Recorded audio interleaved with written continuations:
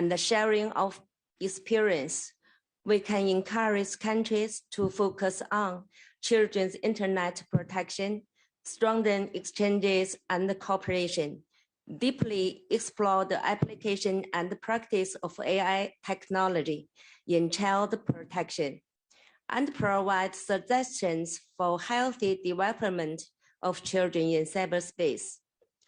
I'd like to put forward two proposals. First, we should exchange experience and explore the unlimited possibilities of AI in child protection. I hope that we can have deep discussion on how to apply AI technology and products to the education of children. We should address issues concerning child education, such as the digital gap in education, education for the disabled and the vulnerable groups, by researching and developing education resources based on AI technology. Meanwhile, we should strengthen technical exchanges at home and abroad, pool resources and forces worldwide to the AI for children field. Second, we should explore cooperation mechanisms for AI for children by giving full play to the role of CFIS. Nowadays, countries, societies, and families worldwide are paying more attention to and investing more in children's health and well-being. It will become more and more important to support and assist children's health, education, and entertainment using AI technology. To help all parties carry out in-depth cooperation, we will actively serve as a bridge, coordinate and communicate with the government, universities, research institutions, companies, and NGOs. CFIS will advocate and promote the introduction of AI technology standards to protect the rights of minors. CFIS will also strive to create platforms for international exchange and mechanisms for cooperation in children protection and make those a critical support for the complementary and common development of the international community in cyberspace. At last, I wish the event a great success. Thank you all.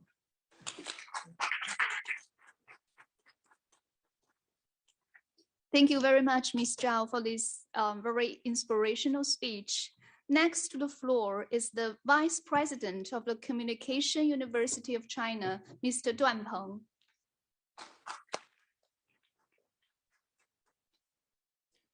Ladies and gentlemen, good afternoon.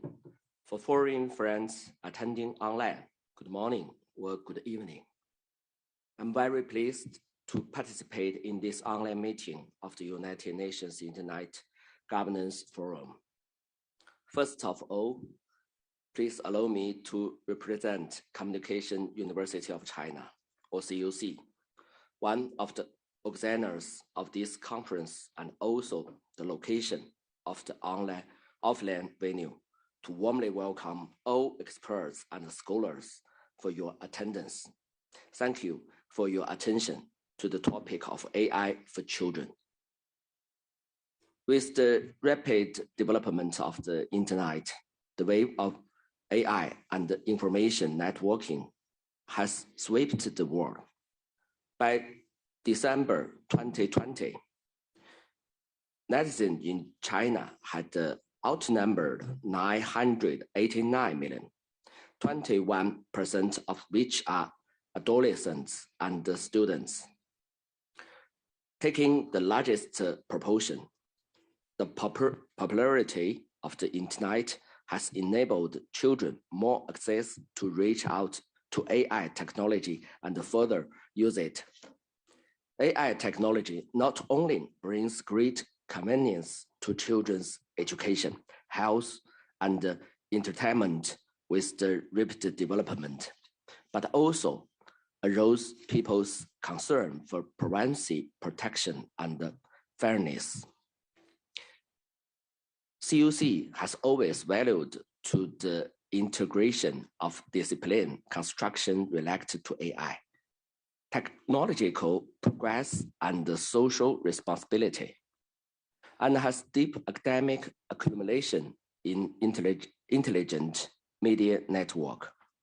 A number of AI technology-related research centers have also been established, including State Key Laboratory of the Media Convergence and Communication, Key Laboratory of Intelligent Media of the Ministry of Education, Intelligent Radio and Television Engineer Research Center of the Ministry of Education, Key Laboratory of the Audio-Visual Technology and Intelligent Country System of the Ministry of Culture and Tourism.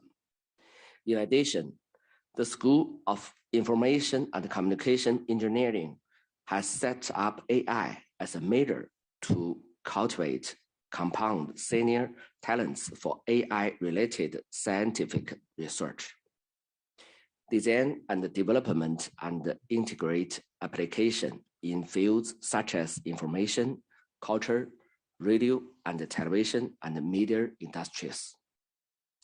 On the strength of the inherent academic and social research advantages of the AI technology, at the invention of the CFIS and UNICEF, one of the scientific research team from CUC joined the AI for Children project group. As a key member, our team conducted in-depth research on the application of AI for children and formed a detailed research report.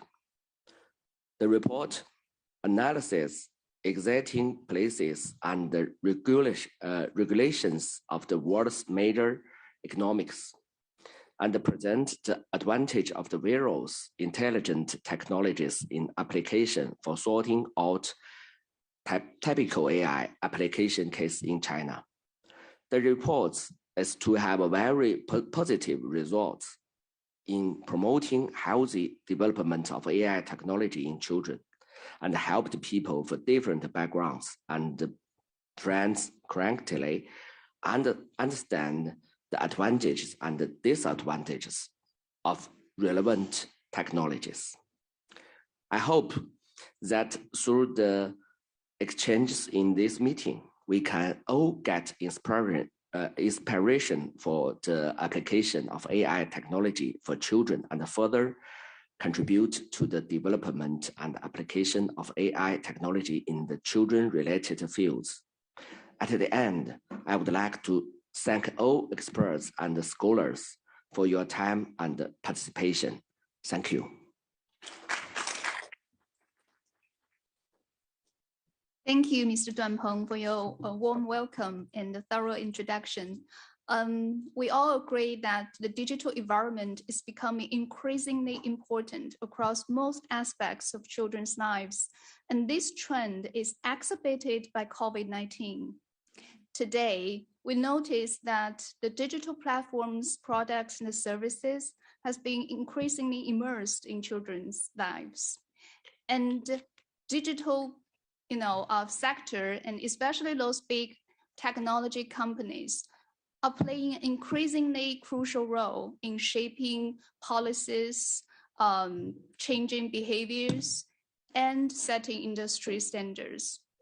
So we are very happy to have two representatives from the tech industry to share with us their thoughts and practices in applying AI in child-related products and services. First, we have Mr. Wang Xuwen, Head of Solution Architect, Education Sector from Alibaba Group. And he will share with us how Alibaba is using AI and computing power in children's physical education. Xuwen, the floor is yours. Okay, thank you. Ladies and gentlemen, good afternoon. My name is Wang Xuwen from Alibaba Group. It is a great honor to be here, sharing with you our exploration in artificial intelligence applications for children. In recent years, With the emergence of new technologies such as mobile internet, big data, AI, and wearable devices, educational concepts, methods, and skills have been greatly changed. And this trend will also have a profound influence on physical education. In the past 20 years, Alibaba has made great efforts in technological innovation and become the growth engine of China's digital economy. By leveraging cloud computing platform, we have opened up our advanced technologies to the whole society, helped all the industries, including education, to achieve digital transformation. From the beginning of this year, a series of policies concerning physical fitness for young people have been issued by our government, and therefore the whole society has paid great attention to physical education. I would like to take this opportunity to show you how we use new technologies to empower sports education from a traditional mode that relies on experience to a smart mode driven by data.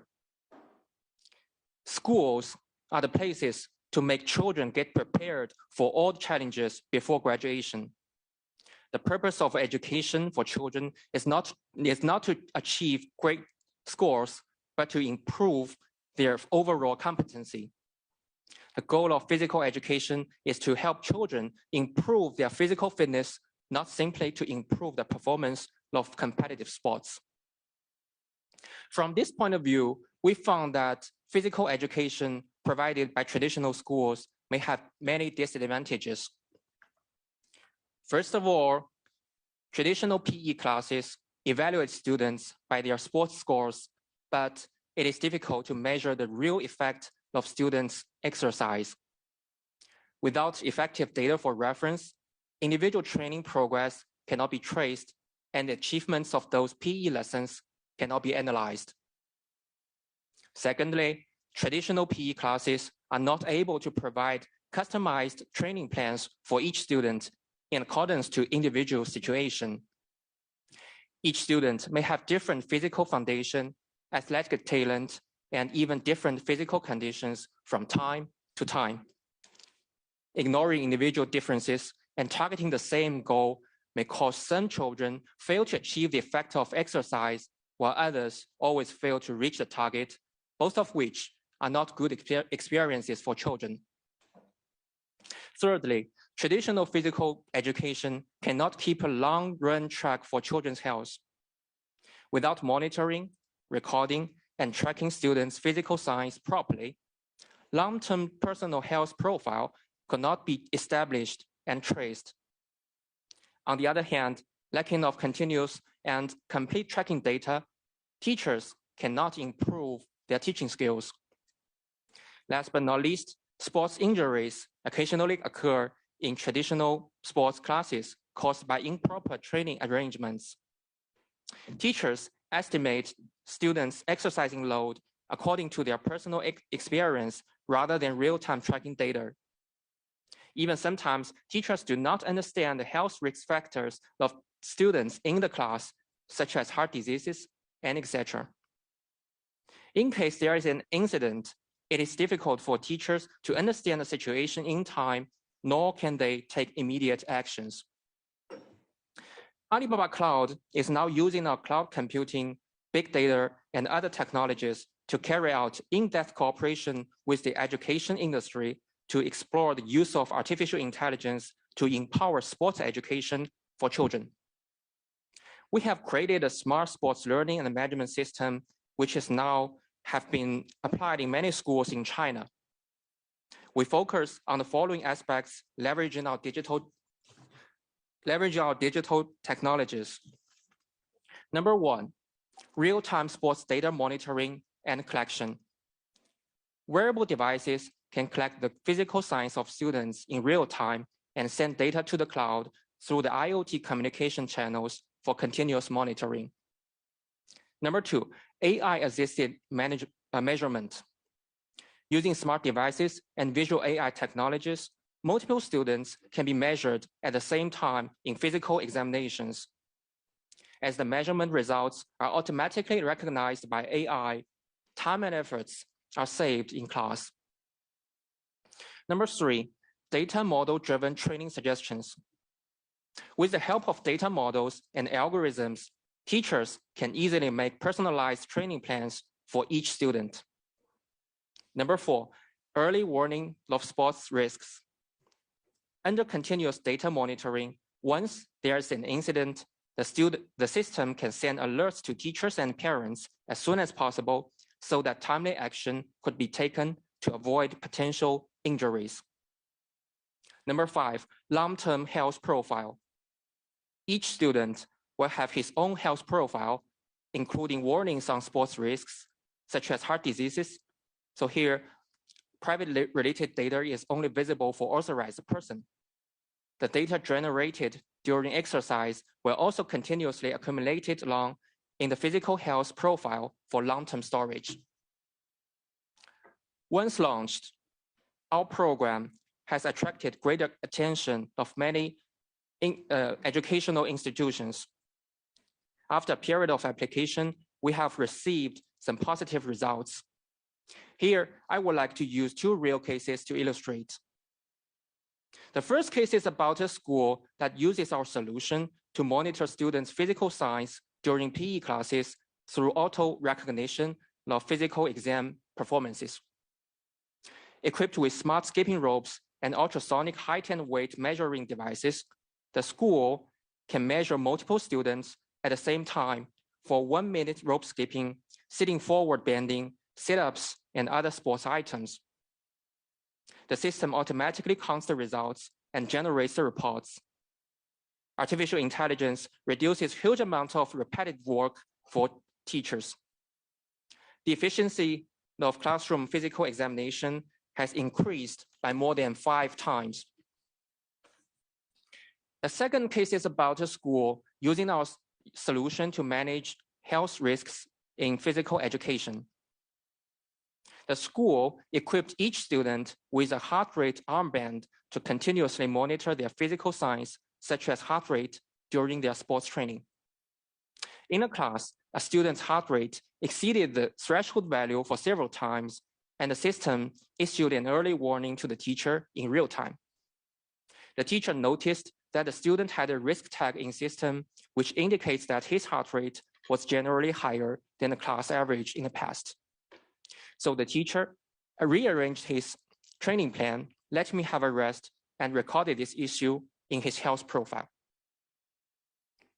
Above all, Alibaba is committed to become an enterprise that truly creates value for the society. To better serve public welfare, Alibaba Group will keep using artificial intelligence and other technologies to empower physical education, to improve physical fitness for young people and the whole society. Thank you very much.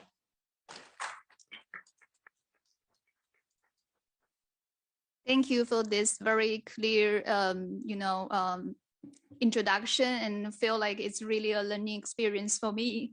And next, we have Mr. Wang Xiang from Tencent Security Product Director. And we all know that Tencent is a huge technology company and hosts a big user base of young people, including children. And Tencent has been exploring many options and technology tools to better the rights and well-being of children. And Wang Xiang will share with us one of the a few case studies is focusing on online security of children. So please, the floor is yours. Okay, thank you. Thank you, and good afternoon, everyone, and good morning to those online friends. I'm Xiang Wang from Tencent Security. It's my great honor to be here to share our achievements around AI for children. My topic is using AI to promote content safety for children. Tencent, as the leading internet technology company in China, we treasure our core culture of value for user, tech for good. We endeavor to build new technology to promote the quality of human beings' life through diversified internet services. Well, in recent years, we witnessed several outrageous sex abuses cases of children happen in cyber world. You may hear not just one happen in Korea. 16 children were sexually abused in live broadcast, and the audiences are 260,000 paying members. The youngest victim is even only 11 years old, and the audiences include professors, sports stars, actors, etc. And many well-known internet applications were used to spread the video and the broadcast. And according to statistics, we found other varying vital points. The first one is the later you are born, the sooner you're served the internet. Currently, we have 175 million internet users under 14 years old. And 46% of the children have encountered various cybersecurity incidents in 2019. And the incidents are mainly due to inappropriate content such as pornography, bloody, violent content, etc. We couldn't help wondering, why is the problem of content in the cyber world so intense? What leads to criminal behavior? We found out two reasons. The first one is that fast information exchange is the core nature of internet facility. It's easy to distribute content to millions of people in a short time. And safety countermeasures are not enough to address the inappropriate content, especially we're in the information explosion era, which makes it more difficult to identify inappropriate content. So the underground industry certainly takes advantages of internet facilities. And the second is that the safety awareness towards internet content of both adults and children is far from enough. In a noxious incident I mentioned above, some paying members even argue that it's the children's fault for taking part in the live broadcast. Children are victims, but even to be blamed.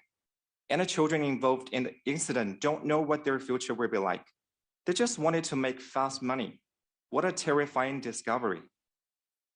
As one of the primary internet service providers, we have absolute obligations and responsibilities to promote content safety for children. We launched the God for Children campaign, dedicated to promoting content safety for children by AI. We carried out our work in three aspects. The first one is we prepare healthy mindset of parents and children. The second is we recommend high quality content to children. The third one is we reduce inappropriate content to children.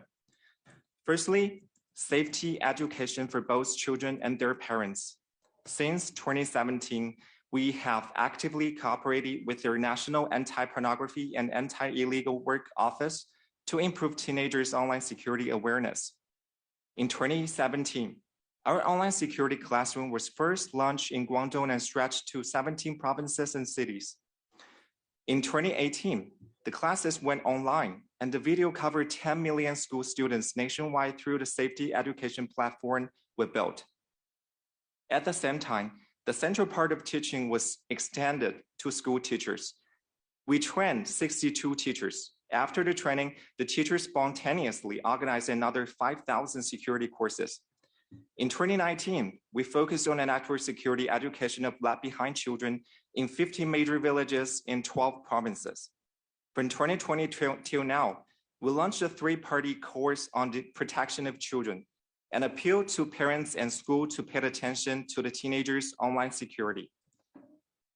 Secondly, we provide good content for children to view. Little Penguin application is a children's version of Tencent Video, which is committed to providing a safe and high-quality learning environment for children. We design and create 5 million high-quality videos for children. These contents are specially prepared to enhance children's vital ability like subject knowledge, common sense, EQ education, etc. They are highly recognized by the parents and can meet children's growth stage. And we distribute these contents precisely by AI to children with different characters. On the other hand, children's vision and hearing health are also parents' concern. The WHO points out that the children's vision is closely related to the usage of electronic devices with screen. We use AI to detect their watching pose, the time that I spend on our app, the contrast rate of the screen, etc. And AI inform parents of children to take care of inappropriate usage. Lastly, we reduce inappropriate internet information to children. we use AI to detect and reduce two types of content.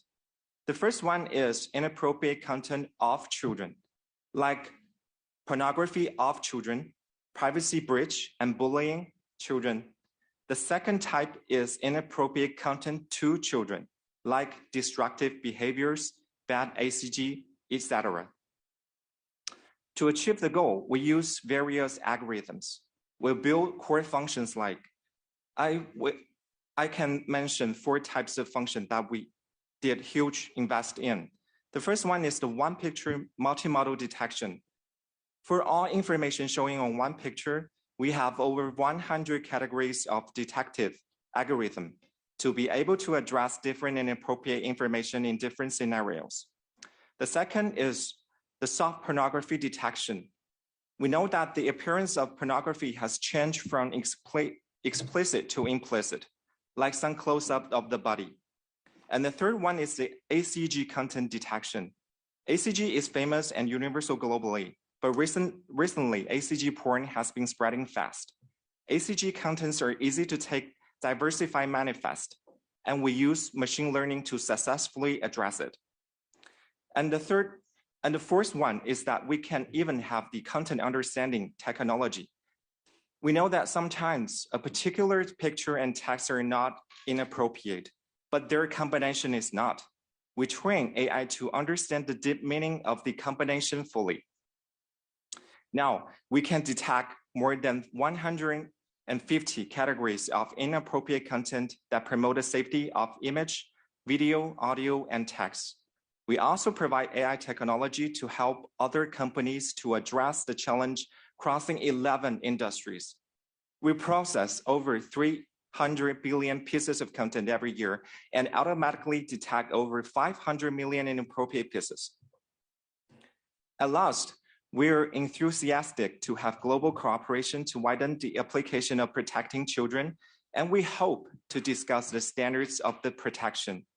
Tech for good, tech for our children. We love to see all children's smiley faces. That's all for today. Thank you. Thank you, Wang Xiang, for this very interesting introduction. I'm no expert of AI technology, but I find the approach, follows a very solid logic. First, we provide awareness raising, so children and their families have a good awareness of online security and safety. And then we provide good content for children online. And then we keep them from inappropriate and harmful contents. And now we have this very thoughtful sharing from internet companies. We all know that the regulatory environment is very important to promote child online protection. And we are here with us is Ms. Chen Chen, Chief of Integrated Coordination Section from Cyberspace Administration of Chongqing, Rongchang District. And she will share with us her thoughts on this topic.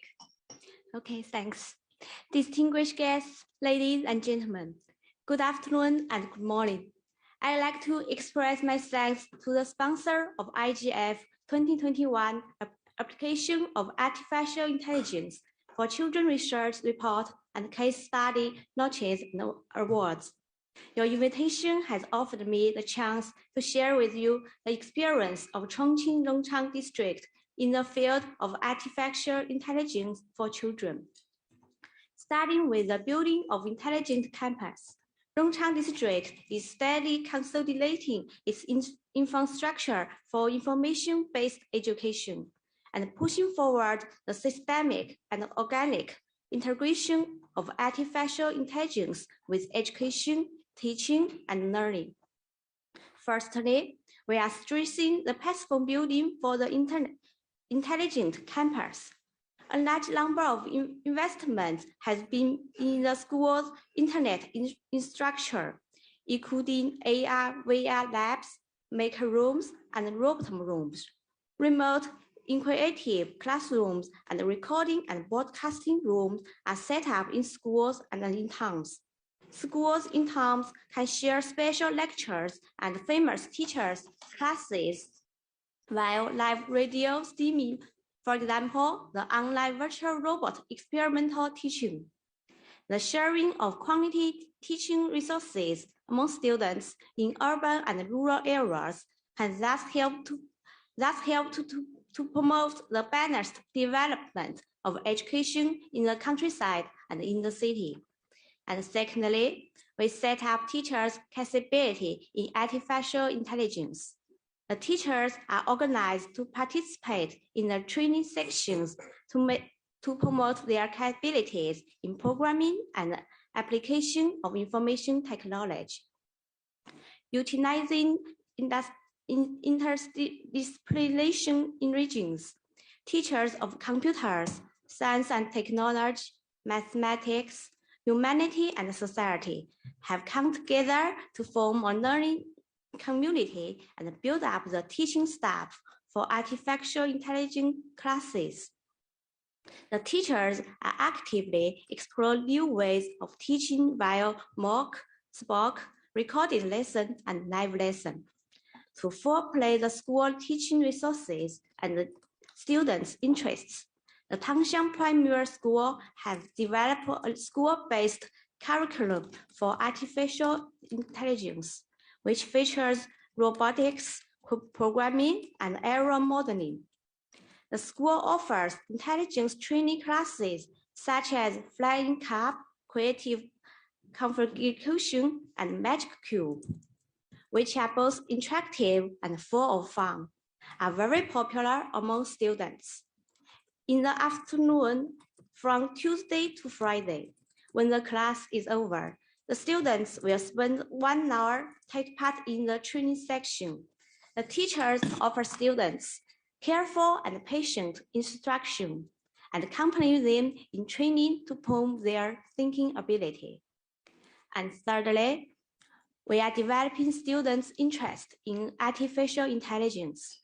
Experts in artificial intelligence education are invited to the school to give lectures on popular science and popularize the knowledge of artificial intelligence.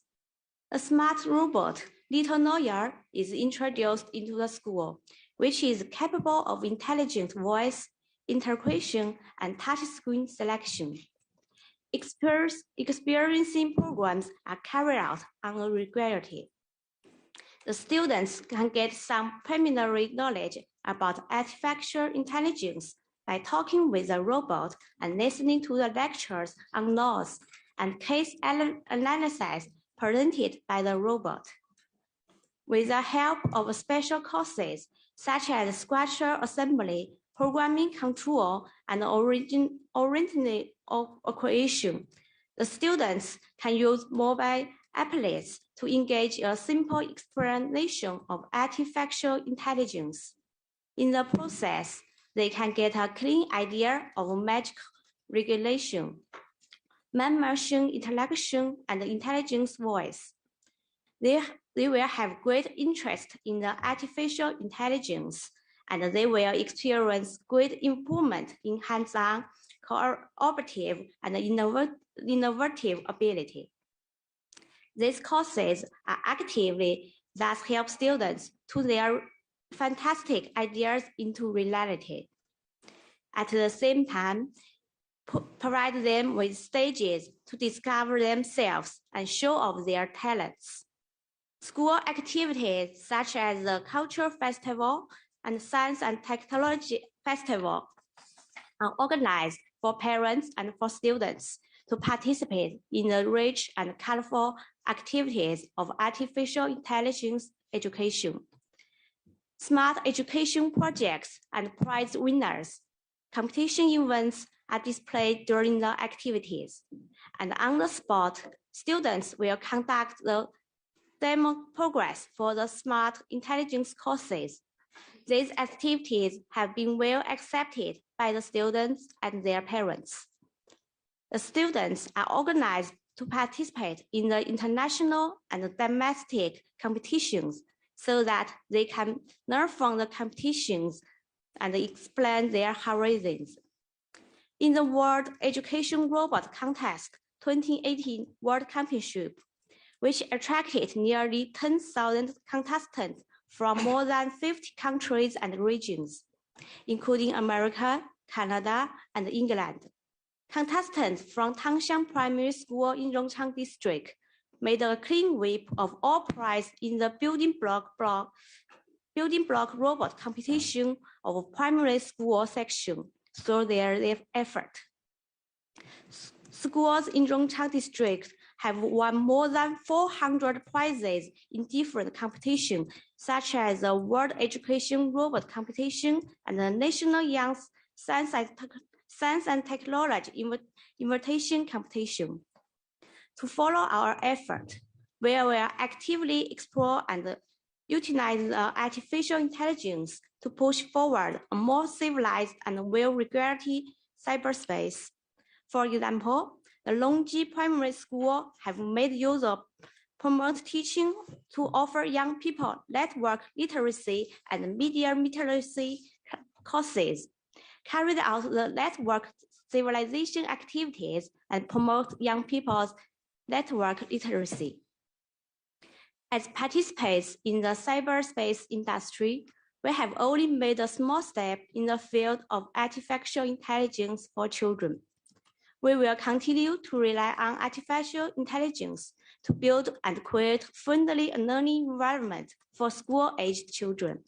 We will continue our movement of innovation and exploration to make new contributions to the intellectualization of primary education in the west of China. Thank you very much.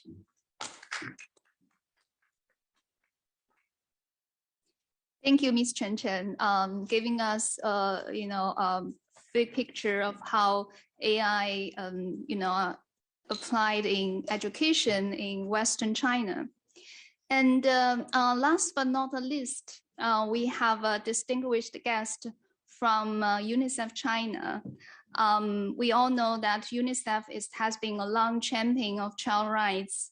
And in September 2020, UNICEF published a draft policy guidance on AI for children, which is a global policy guide for government and private sector that contains practical recommendations and principles for child-centered AI and AI systems.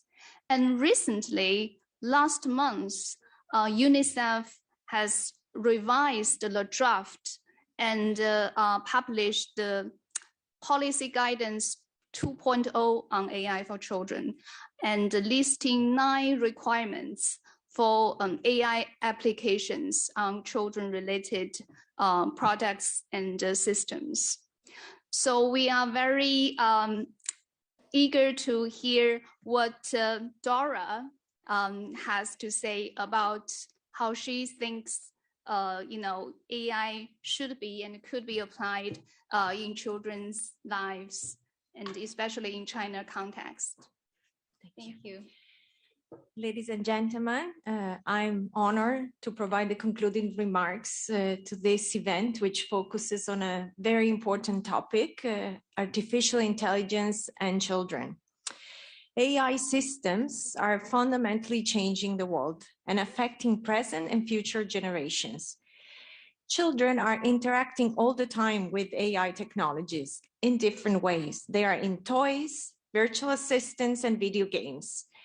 Algorithms provide recommendations to children on who they play with, who they connect with, what music they choose.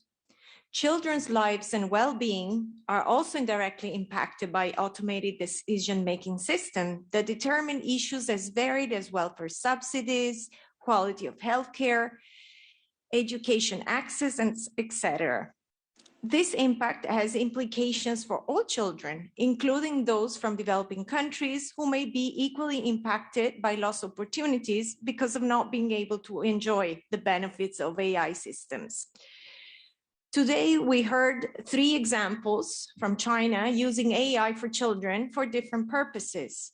Alibaba Cloud using AI to promote sports learning and management while also guiding children and their teachers on how to avoid accidental injuries. Tencent Technology deploys the AI for the detection of inappropriate contents and provides awareness raising on protection. Aiming at solving the problem of impaired development of education in Western China, Cyberspace Administration of Chongqing and Rongcheng District enhances teachers' awareness and skills and improves children's digital literacy and interest in AI. These practices confirm that AI is a force for innovation, as it can enhance the well-being of children. Yet AI may also pose risk for children and their rights, such as to their privacy, safety, and security, if it is not well regulated or implemented.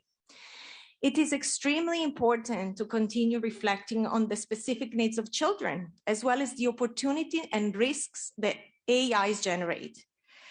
Although there is emerging research and policy guidance globally, little is centered on children, on considering their unique stage of development and the benefits and risks associated to AIs. It is in this context that after the first version of the policy guidance for children and AIs that was released in September 2020, CFIS has worked with UNICEF and the Communication University of China on analyzing the status quo of the implementation of this guidance and on collecting case studies on the application of AIs for the well-being of children in China. And we just heard some of these cases. Since China is one of the countries with most robust digital infrastructure, its contribution to develop lessons learned and examples on AIs for children is surely important to highlight.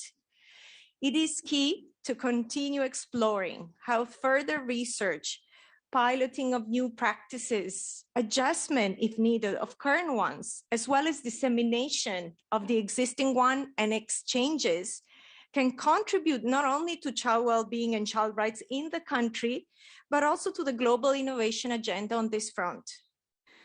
For the journey, in addition to the research that we have presented today, we have some globally tested case studies, some other good practices from other parts of the world, and as mentioned, the new policy guidance on AIs and children that UNICEF launched in November with the government of Finland. The guideline highlights that AI policies and systems should aim to protect children, provide equitably for their needs and rights, and empower them to participate in AI development by contributing to the development and use of AI. Building on this foundation, we have 9 requirements that the policy guidance has identified. Number 1, support children's development and well-being as an overarching goal. Number 2, ensure inclusion of and for children in the process. Number 3, prioritize fairness and non-discrimination of children. Number 4, protect children's data and privacy.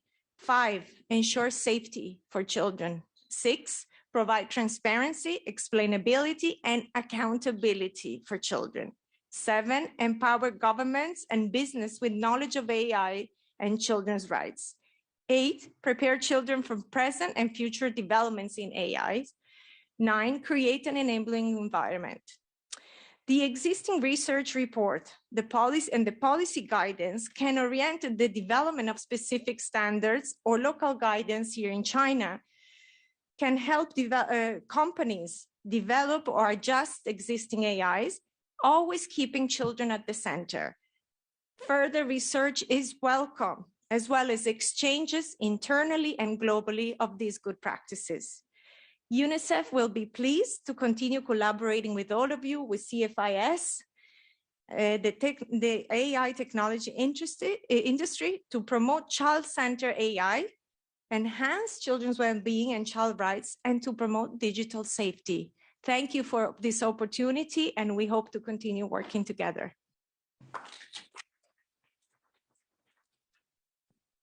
Thank you, Dora, for this thoughtful reflection and conclusion and commentary on the previous introduced practices, and also the 9 requirements for child-centered AI and AI systems. And we are all looking forward to see how those 9 requirements can be translated into industry protocols, national policies, and daily practices. And things we have still have some time, and we also have some questions raised on the online platform. So I'll just choose a few questions to our speakers. First one is directed towards Mr. Wang Xiang, and so the question is, child protection, including child online protection, is an issue that requires multi-sector cooperation and joint societal efforts.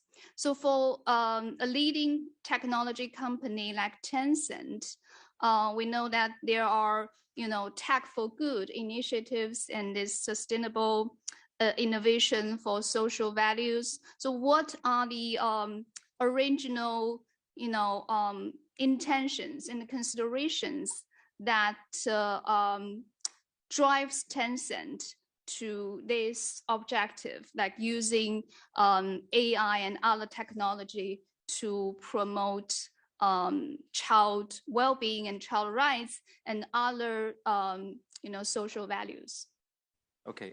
This is quite a good question. Yeah, like for Tencent, Tencent technology for good I think is a must-have to practice social responsibility. And on the other hand, as the founder Pony Ma of Tencent said some time ago, driven by the technology for good, we are now facing a wave of cross-border innovation. The main object of internet services has developed from user to industry, and now has become the society and the trinity of them. Practicing tech for good is complementary to the growth of our country. Yeah, that's all. Thank you. Thank you. And the next question is for Mr. Wang Xuwen. So the question is,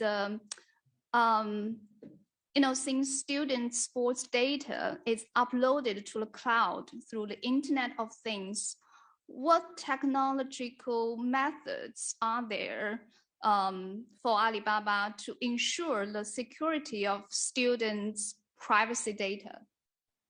Okay, I'll take this question. Very good question. So, data security is always our first priority. In November this year, the Personal Information Protection Law was implemented and making very clear regulations on protection of data collection, processing, and storage of citizens' personal information. In our solution, we adopted strict access management, encryption in data transmission and storage, audit, and tracing technologies to ensure that only authorized person can access the data. We also introduced privacy computing and other technologies to ensure the security of data, interaction, and use to make data available but invisible. Thank you. Thank you, Xuwen. And we also have a question directed towards Dora. So you introduced this policy guidance on AI for children that is recently came out. And we wonder if there's any concrete plans for UNICEF to implement or help governments or the industries to implement such policy guidance. Thank you. Yes, definitely there are plans to work with the industry to implement it. And already there are some case studies of companies across the world that have been analyzed in light of this policy guidance and are considered as promising practices. And there is an invitation to continue looking at these innovations around the world to look at them and analyze them in the light of this policy guidance and use them and disseminate them as promising practices to guide others. So this means that there will be a thriving environment globally that UNICEF will support to produce these good practices and disseminate them. And this could also something that we could look into, you know, in the China context and see how can we look at some of these experiences in the light of the policy guidance, and how can we disseminate more exchanges between companies here and in other parts of the world. Yeah, definitely. I think China, with this very sophisticated digital infrastructure and very dynamic scenarios, there could be interesting practices from China that can be shared and introduced to the to the whole world. And so I'm sure the Chinese companies such as Alibaba and Tencent will be glad to join forces. So that's all the questions online. And is there any questions from from our on-site participants? No. Okay.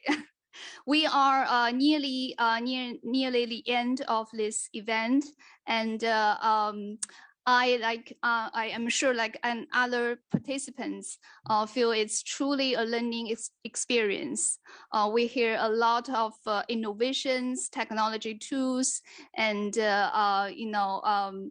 new applications in education, in online, content and entertainment, and it's really, opened our eyes to how AI can shape children's lives and how we need better policies and better industry standards to fulfill that goal.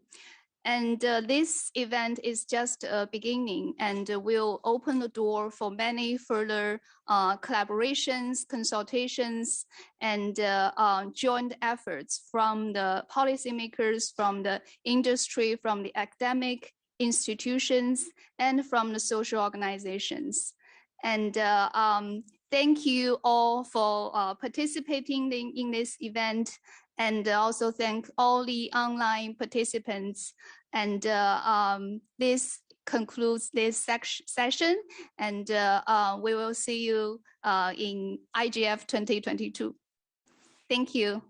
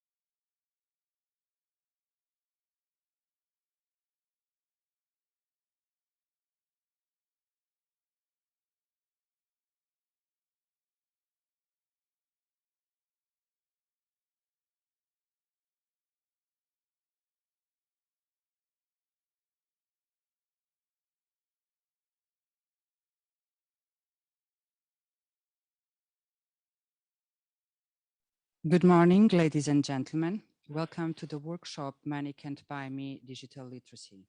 My name is Sofia Rasgado, and I'm delighted to share today's discussion in collaboration with my colleague Sabrina Vorbau, who is the online moderator. This workshop is organized by the InSafe Network, the European network of safer internet centers, in cooperation with the Portuguese, Belgium, German, and Greek safer internet centers. When we are talking about economic and social inclusion in the field of digital literacy, the digital divide is a widespread concept we cannot go past. The term digital divide has in the past been referring to the gap that exists in most countries between those with ready access to the tools of ICT and possessing relevant knowledge to use certain tools and those without such access.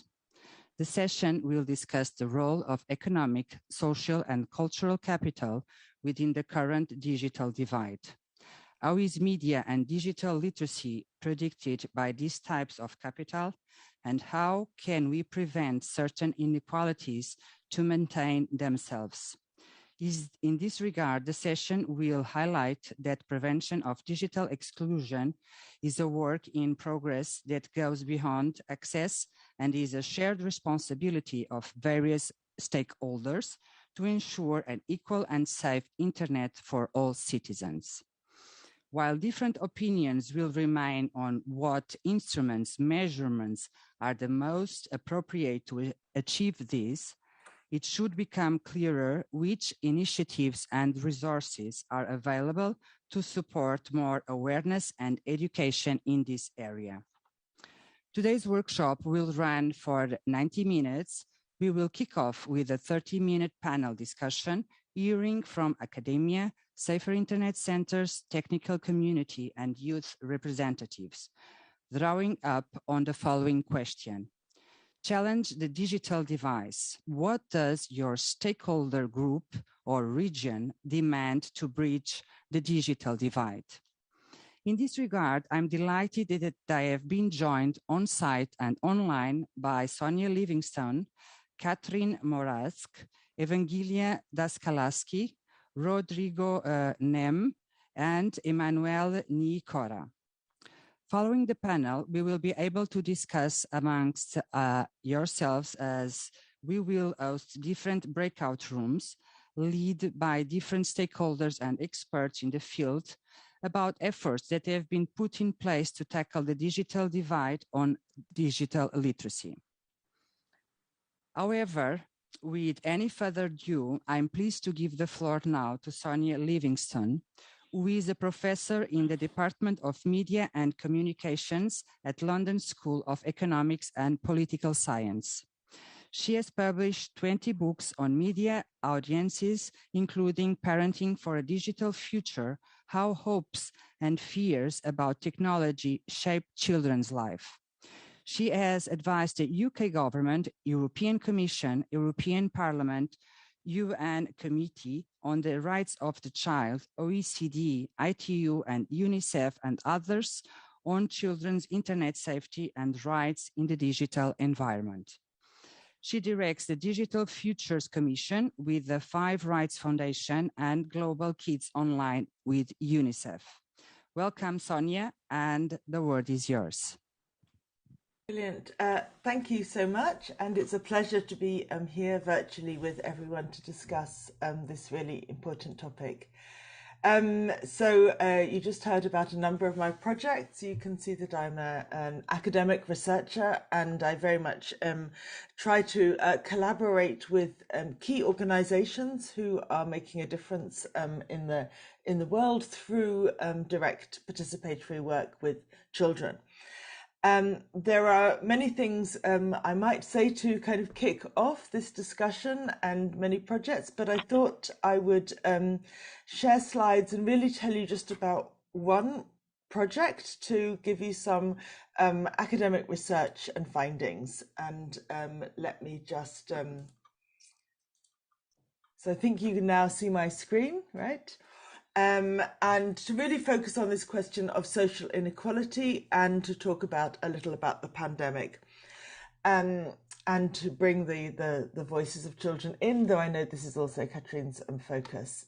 So I thought I would just outline one project. So this is really my only slide, and let me talk you through it, because during the pandemic, it was on behalf of myself and colleagues in the Global Kids Online project, we were very pleased to work with the COVID Under 19 work. The COVID Under 19 project was a big collaboration of many child rights organisations who were interested in how children's rights were being affected across the world and in relation to a whole host of different issues.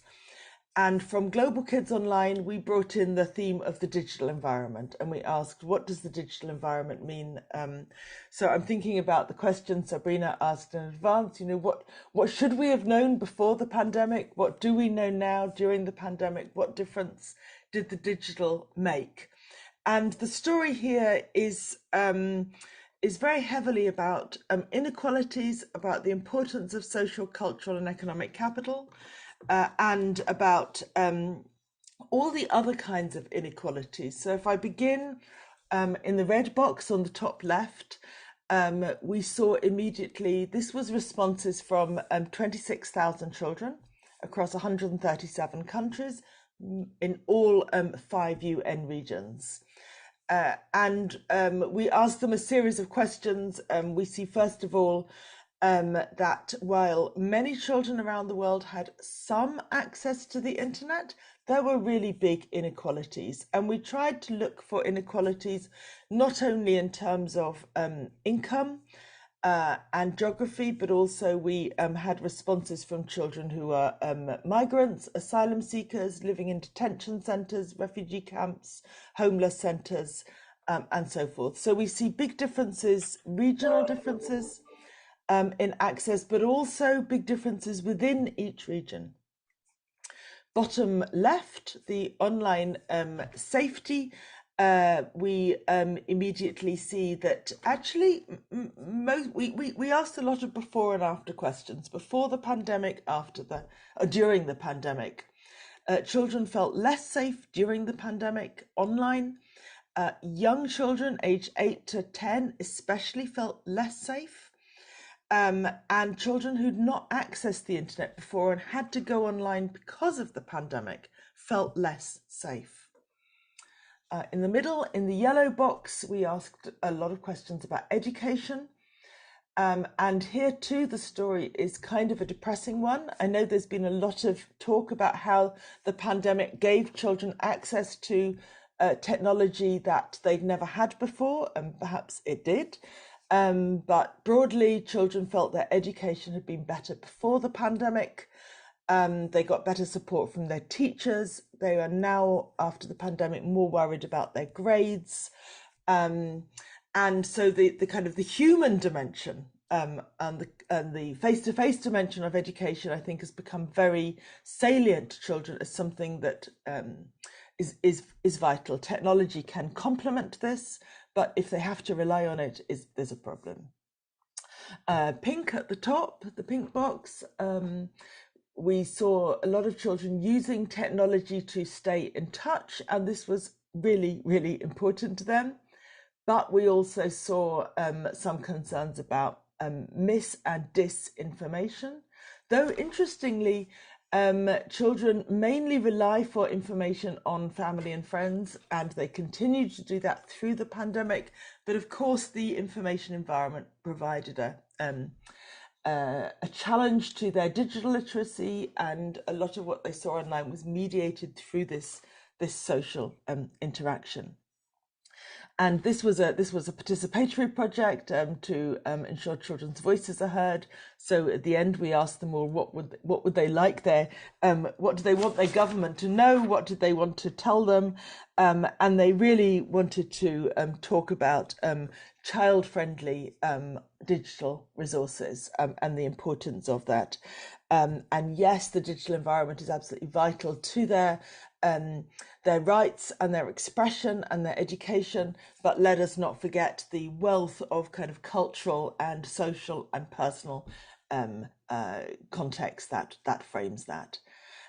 So I just leave you a note about the Global Kids Online project that we brought this knowledge to. We blog not too often. It's a good place to get resources about cross-national projects on children online.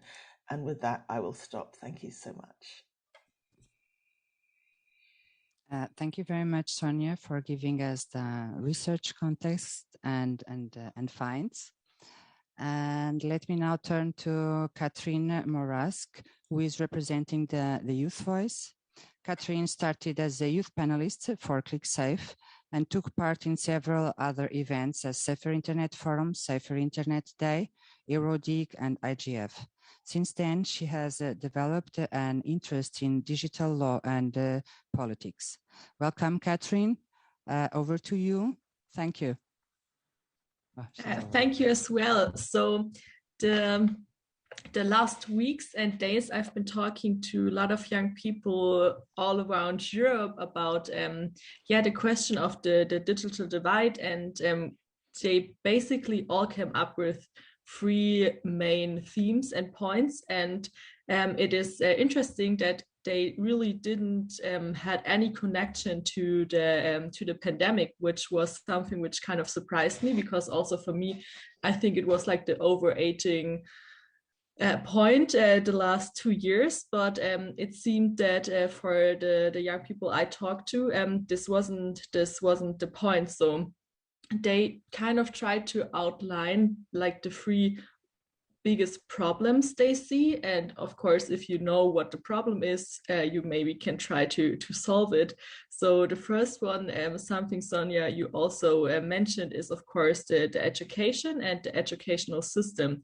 So what we saw and what we see is that, of course, the educational systems around the world are totally different, and that's obviously pretty obvious that this is the point, but also it is pretty obvious that we are saying it needs more education for many years now, and I think it's slowly starting. But when you think about media literacy, it is still not at that point we would like to have it. And of course, if you are not educated in different points, of course this leads to a really big digital divide if some people are educated in it and others are not.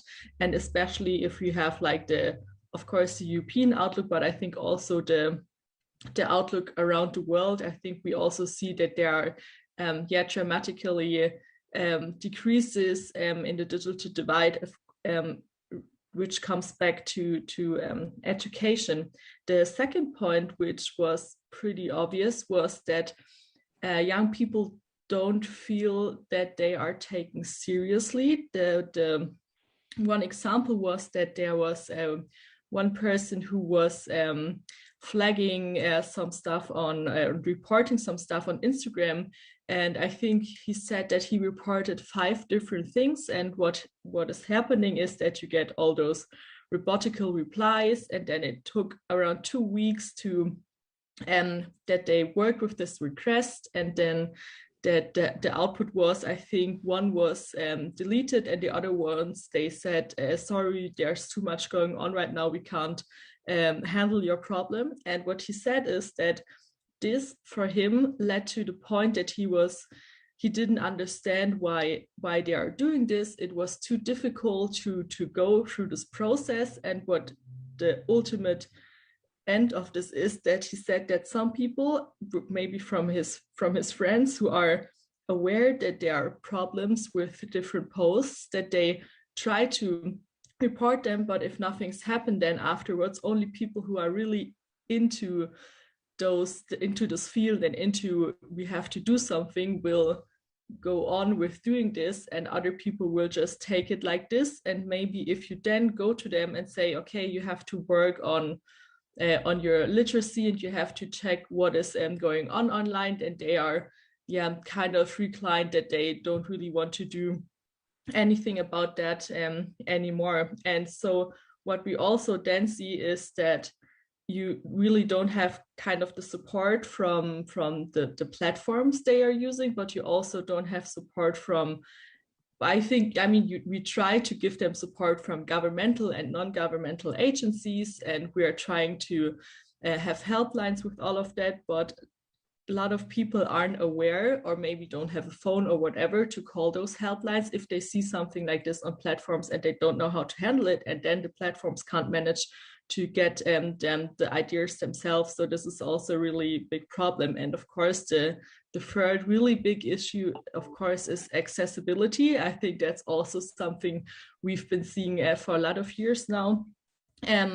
Kind of divided into, like, of course, the hardware. So we of course want governments to subsidize the cost of laptops and tablets within schools, but we also see the connectivity issues. And of course, you really need to have good connectivity and reliable applications and devices to work on your schoolwork, and to not only do your schoolwork, but also be an active part of the society. For young people, the biggest part of their lives is being connected online. And if you don't have the chance, of course, the divide is also there getting bigger and bigger.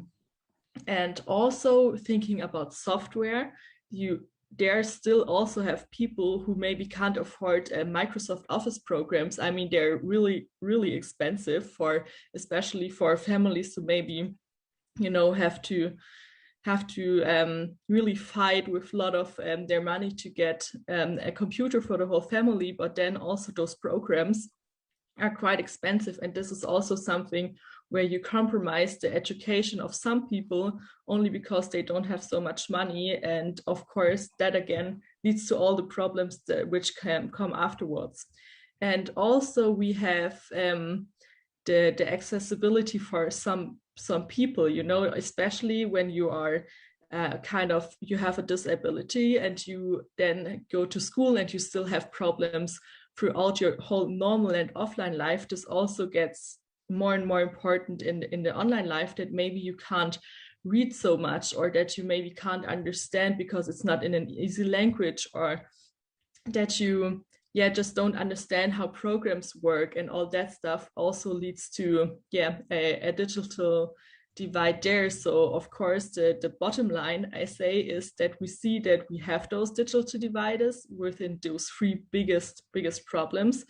And ultimately I think just really tackling those problems via a big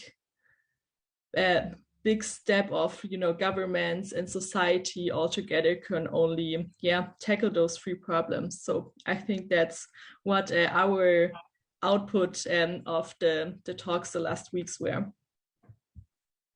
Thank you very much, Catherine, for giving us the youth perspective and identifying these three big problems.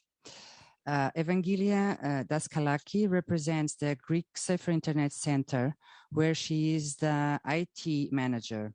She is a PhD candidate at the Hellenic Mediterranean University, and her PhD thesis is about researching AI techniques to eliminate harmful content for children and audiovisual media services online.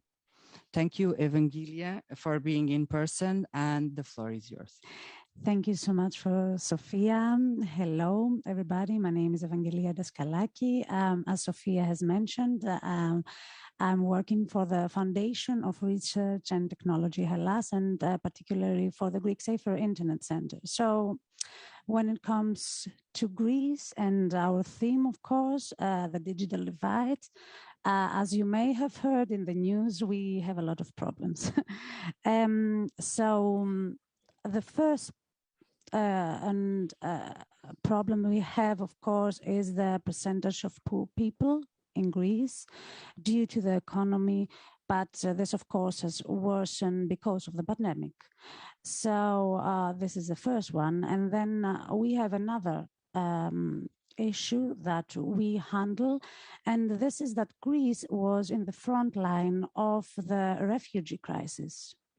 So, as you may have heard, over 120,000 people have entered the borders of Greece from 2015, when this whole crisis started.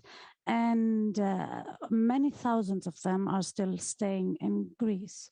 So these are the two themes that we in the Greek Safer Internet Center have started projects to really support the children that are affected from these two different groups, these two different focus groups we have.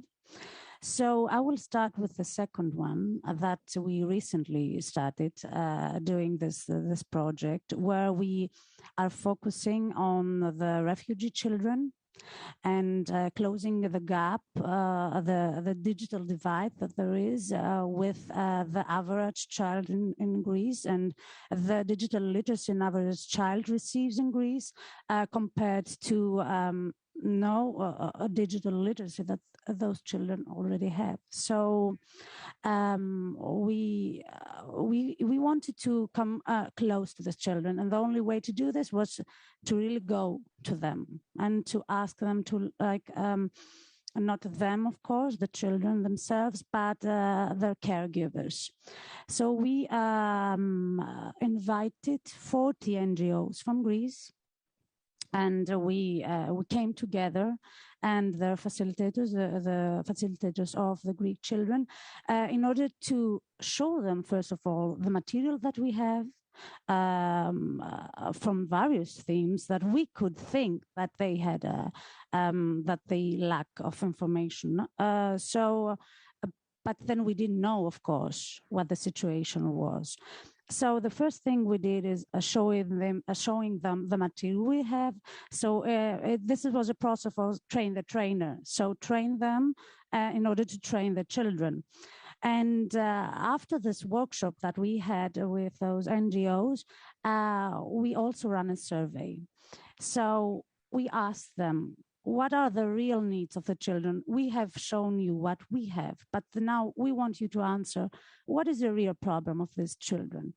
And there was a huge gap there, because some of the NGOs answered, what are you talking about? These children have nothing. These children cannot have no access. They have no devices. They have nothing. And then the other answers we got is like, oh, excessive use is a problem we have. So it was like we had to balance all these things. And another really interesting thing that came up was hate speech, of course. We have to provide material for hate speech. We had to provide material for gender violence. Because of, as you understand, we have different cultures, different perspectives of things, and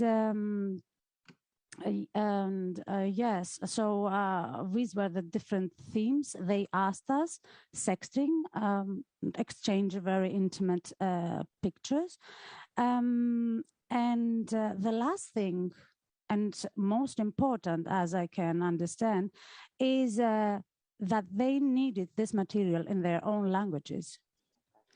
So we got this request from everybody that, okay, this material is great. Thank you for giving us. We will pass it on, but still, these children have to be able on their own to really understand what is written here, apart from us or the translators. Sometimes we cannot even communicate with them because we can. The translator is not always there.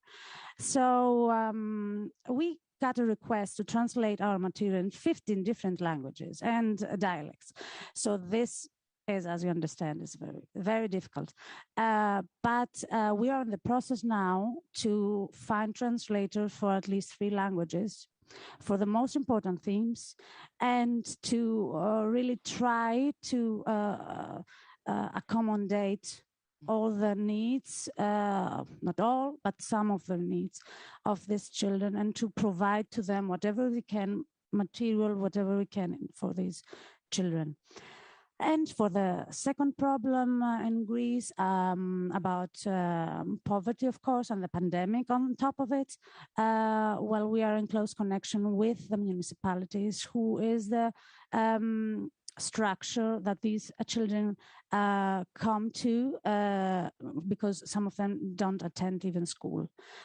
So this is our only way to come in contact with these children, the municipalities, the different municipalities of Greece, and provide them with, again, with the program of Train the Trainer, and with material we have in our own language. So this is the two big projects that we run right now in the Greek Safer Internet Center. And I know that all the Safer Internet Centers of Europe and of the InSafe network are really doing their best to close this gap, the digital divide. And thank you so much for having me today here, and we will do our best. Thank you. Thank you so much, Evangelia, for giving us the Safer Internet Center perspective on how to approach the digital device, and the example that you gave about the refugees. And now I'm going to pass the floor to Rodrigo, who represents the civil society and Latin American region. At the Brazilian SaferNet, Rodrigo is the e-safety and awareness director, where he coordinates the national educational campaigns to promote digital citizenship and e-safety awareness, including Brazilian Safer Internet Day, training trainers, promoting workshops to law enforcement authorities, and strengthened youth participation at internet governance and public policies agenda related to online privacy and safety. Welcome, Rodrigo, and the word is yours. Hi, good morning, everyone. Thank you very much for this presentation. And it's a big pleasure to be here again with you all and participate at the IGF again. Well, I will share some perceptions and comments from our work in civil society in Brazil, working around human rights and digital citizenships, digital citizenship with teenagers, educators, but also with many other stakeholders. And it's key to recognize that, for sure, the pandemic highlighted the still huge digital exclusion of the poorest families. And this make some reflections about how the use of internet is connected with all these challenging inequalities, both in access, but also in abilities to use in a safe and critical use this technology that were the only option for many activities on the daily life of all. So the same violence that we face on the cities and the urban violence that we have in Brazil are reflected when we had this all digitalization of many public services and all the schools and other space that the families had to go to have their rights and their needs. And this reflection of inequalities and violence was explicitly regarding children, women, and vulnerable groups that had growing online violence. And we received many more reports from this kind of violations during the pandemic. And other issue that we face in Brazil, that with the social isolation regarding the pandemic, domestic violence, for example, grows a lot in Brazil. And also these vulnerable groups was targeted by online violence in the schools, on meetings, online meetings, racism and misogyny and other kinds of violence reflected on online space. It's critical. One example of how digital literacy is key, not only for children, is that many poor families received this kind of emergency benefit from the government. And to access this benefit, they had to have offshore applications and access by the cell phone or others, and many frauds and scams start to happen with these families. Fake offshore apps using this emergent situation to stall and have this fraud, and these more vulnerable communities were again more vulnerable to access digital services without any other alternatives. The same about the misinformation about vaccines and all these literacy questions. And here again, teenagers and youth people were key as the reference for the families with a minimum access to information and the minimum condition to make a criticism approach about all these informations. And despite being incipient, digital literacy at schools made difference for a more vulnerable families in this pandemic period in Brazil. It's important also for us to highlight that in countries like Brazil, there is not a linear progression in relation to rich countries. It's not about receiving in the future the same digital issues and problems that in Europe or in US you had before. We must to deal with all issues at the same time with our specific and singular context and respond to that not only locally but also considering global problems. And as a country, we have a kind of a problem with the fragmented public policies and this challenge around universal access to the internet with digital literacy with that. So for us, it's important to highlight that how urgent it is to change the approach around digital literacy, not only as a challenge for elementary schools. We need to raise digital literacy as a high priority, considering all these new challenges in the new world of work and the impact of artificial intelligence on the dynamics of the cities, for example. And to conclude, it's key to highlight also that the fragility of democracies and all the rise of governments that disrespect the human rights, threaten the important recent achievements we have in the laws and the regulatory frameworks in Brazil, especially for the digital rights. It's well known for you that multi-stakeholder approach means shared responsibilities. And a strong and secure civil society is vital to fight for human rights. And ethical technology companies need to publicly reinforce their civic commitment to the well-being of people, not just as consumers and markets, but as citizens. And in Brazil, you feel that need for more commitment with companies also. In times of growing asymmetries of power in different levels of artificial intelligence, we as civil society, especially here in Global South, we need to have resilience to deal with these disruptive dynamics with so many ubiquitous technology. And I hope and I believe truly that we can also create with digital technologies disruptive innovations to face economic and social inequalities.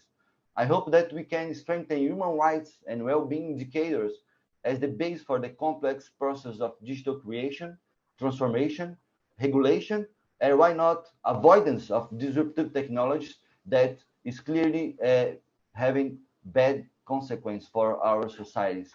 And I'm sure that we will achieve that considering youth, children, and vulnerable groups, not only to inspire our work as we have here in SafeNet, but to make change and to work with us together as different stakeholders to make this change happen.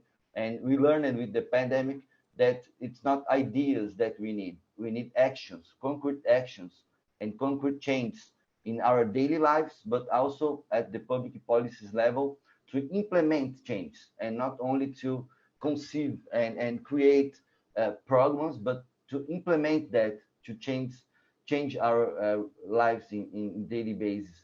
So that's my first contribution. Thank you again for the opportunity. Thank you very much, Rodrigo, for giving us the Global South perspective on the digital device and the problems that you are facing. Emmanuel Nicora represents the tech community and Africa region.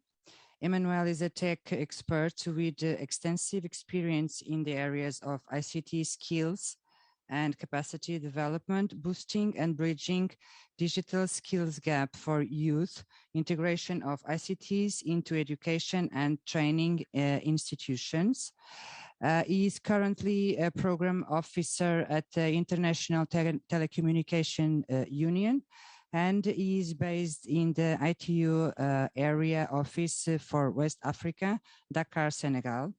He is the ITU regional focal point for skills and capacity development for Africa, coordinating the work of the ITU Centers of Excellence Network and Digital Transformation Centers in Africa.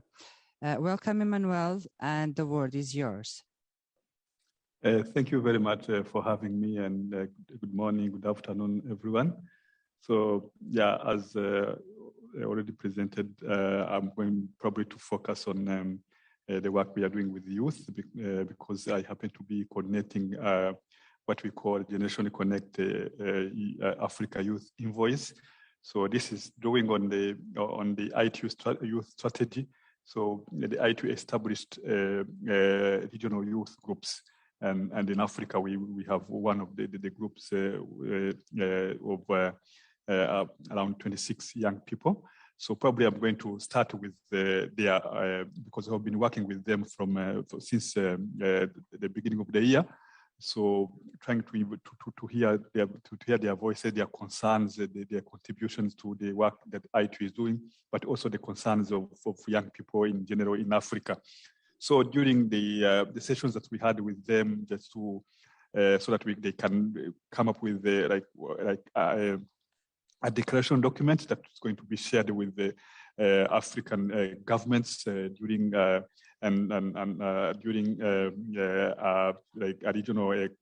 regional preparatory meeting of WTDC is ITU World Communication Development Conference. So the youth came together and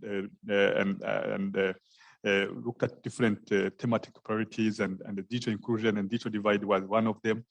And one thing that came strongly in that, probably I'd like to mention, is that in Africa, the youth feels that the governments or other partners should try to achieve universal broadband access. So, and they declared that the internet at the moment should not be considered as a luxury that is for the rich people, for the government officials, should be considered as a basic human right. That is in response to what happened during the pandemic, where most of schools were going to online. So the issue of internet came up, and the youth felt that the governments, the African governments, and with other partners, with the coming together, the internet should be considered as a basic human right, such as water, electricity, transport. Those are the infrastructures considered as a basic infrastructure for all governments. So the internet infrastructure should also be part of those basic infrastructure requirements. So that's what came. A number of priority actions. They called for a number of priority actions, and probably I'm going to come to that a bit later. But speaking to my personal experience first, so on the topic of digital divide.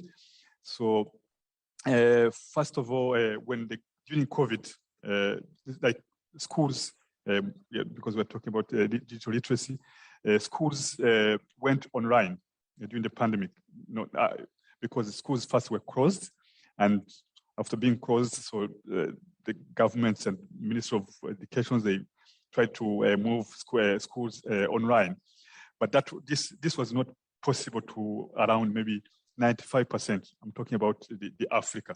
So one thing that maybe I'm going to talk about on three layers. The first is access. So the first layer at the bottom is access to digital infrastructure. So that is, first of all, an issue, and where we are seeing a digital divide in that area, because the internet in the large cities, this is, the implementation of ICT infrastructure, telecommunication infrastructure in the big cities is being handled by telecom operators because of their business viable, so they can implement. But the larger parts of Africa, in rural areas, the internet connectivity is still not possible because there the infrastructure for business-oriented telecom operators is not viable. It's not. They don't get benefits in those rural areas because of the poverty. I think my previous speaker talk about. So there's that lack of access in larger parts of the continent, which again creates a digital divide between the rich and the poor within those hard to reach regions or rural areas. So that's on the access level. So then the second layer is on the affordability. Even when there's access to internet, it's not affordable to most of the families. Given, for example, when the COVID started, so we all parents, we had our children trying to see or to have options, switch schools from one school to another school so that your children can continue pursuing education. For example, my children were able to get a school where they could learn online. But our neighbors, family members, all the children were out of school. So which means few children from these families were able to continue, again, also struggling, but were able to continue education while others are left behind. So that is a divide on another area, on affordability. Affordability of the internet, because you have to pay monthly internet or daily bundles on what, so not many families can afford. So that's one. So it means our children, we can send them to school, but our neighbors, families, school kids are out of school because they cannot, not only because they have connectivity, because we are all in the same city, we have connectivity, but it's not affordable to many families. That is also another area of digital divide, where they have connectivity, but not affordable in terms of paying the internet, but also devices. Because I personally had to go and buy laptops for my two daughters.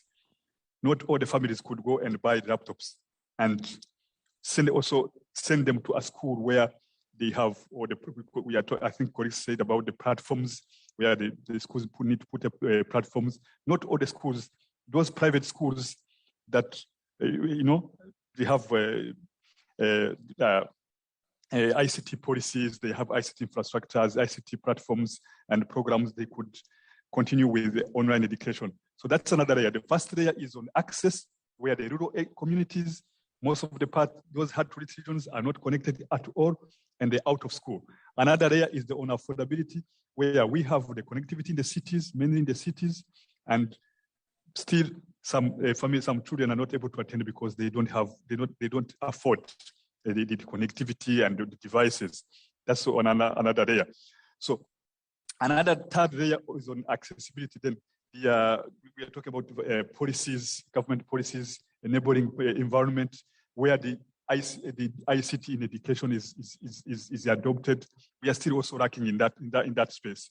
Then we are not talking about even those people with disabilities that don't have children, don't have. They live with disability. They need special programs or and policies enabling education for them. So that is what I can talk about the digital divide. So it's a complex in Africa. But another thing that probably colleagues also have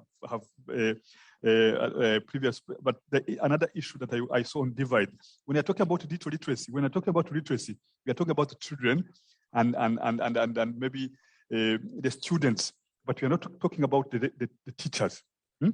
We have an issue in Africa, but the teachers themselves, they were not ready to teach online. That's what I'm talking about. The case of Africa, because for example, the school was a private school where my children were enrolled at the pandemic. The school had had tried to create a private school. They had tried to put in platforms, but the teachers were not equipped to conduct the teaching online. So they are used to teach in person. So when you're talking about digital literacy, I think we need to add another layer of capacity development, skills development of teachers, that to be able to conduct the because many schools were out in the cities, were closed because not only because they have access, probably even the parents might afford the devices, but the teachers themselves they are not equipped enough to run to get together and run online courses because they are not prepared. The pandemic came as abruptly, and they were not prepared for that. So. And that's what I could say. But then, when coming back to the youth, what the advice they are giving to the governments, I'm going to come back later on that. But the first was to achieve universal access. They called for partnerships, government, private, civil society to come together to have a holistic approach on infrastructure development first, because this cannot be done by the private sector, because we know that the private sector will not be interested to go into the rural areas, that's where we need the governments to come in and to facilitate those partnerships to come up with innovative solutions to extend the connectivity to those hard-to-reach areas. But then also again build skills. The ITU now, we have a program called the Digital Transformation Centers, where we partner with government to develop skills at the basic and intermediate level, but focusing on most importantly on rural communities, vulnerable communities. So I think I will stop there by now, and I'm happy to share more as we move on in the session. Thank you very much, and back to you. Thank you very much, Emmanuel, for all your inputs, and to all panelists. You will have the chance to provide comments later. But before, we would like to find some time for you to discuss in separate groups about different aspects that need to be taken into consideration when tackling digital divide and the importance of mainstreaming digital literacy. That said, you now have the chance to join the breakout rooms online and on site and have the possibility to discuss the following questions. What can be learned from the COVID-19 pandemic? If something similar like the COVID pandemic happens again, are we ready to respond? What action points should be followed by the respective stakeholders from the public and private sector? And share any good practices from your country that tackle digital inequality as well as social and economic inequality. So depending on the time that we have, and now we have more or less 15 minutes to discuss, I would like to ask for the breakout rooms. You should nominate a rapporteur that will bring back the key ideas of your discussion. So as I said, the discussion will take about 15 minutes, and afterwards we will be back into the plenary to final feedback and takeaways. So I will ask the technical help if they can do 2 breakout rooms online for 15 minutes, please. And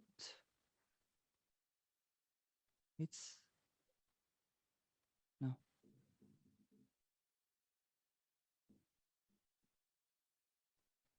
It's working or not?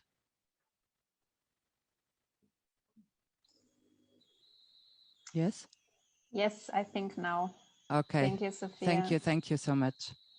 So 15 minutes we have. 11:34. 15? Hmm? We also have 15 minutes here to discuss, yes.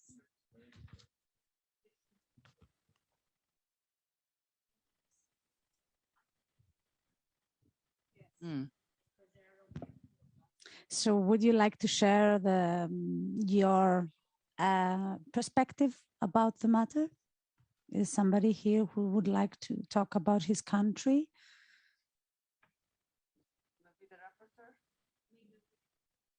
Yes, I will repeat the questions. So the questions that we are addressing the audience are, first, what can be learned from the COVID-19 pandemic? If something similar like the COVID pandemic happens again, are we ready to respond? Of course, in terms of digital divide, yes. What action points should be followed by the respective stakeholders from the public and private sector? And the last one is if you have any good practice that you would like to share from your country tackling digital inequality as well as social and economic inequality. I can start. Sure. Okay, welcome, first of all. Hi, I'm Alex. I don't know if I can reply to the questions, but I have more questions for you guys. Perhaps if you have more questions, we can take them after. I think the important thing now would be to discuss the questions, because online they are also discussing the same questions. Yeah. Where do you come from as a stardust? Oh, yeah, I'm here representing the Digital Rights Explored podcast, but I am from Brazil. So I also work with media information literacy in schools. So we have projects that try to take audiovisual discussions to students. And yeah, it was really interesting to see the social impact, I think, of the digital divide, because of course we have all the problems that Rodrigo said. We knew that they weren't going to be accessed, that they weren't going to be able to follow through the education. But last month, when I finally came back to school, I saw the impact, and we met with high school students. They were just finishing the last year of school. And it was incredible to see how they felt like strangers amongst themselves. I tried to put on an activity, and they felt strangers because they spent the entire high school without getting to know each other. So if we think back at our own, periods in school, how important it was, that connection, but they didn't have even internet to connect or to open the camera. So, that feeling of belonging, I think, completely vanished.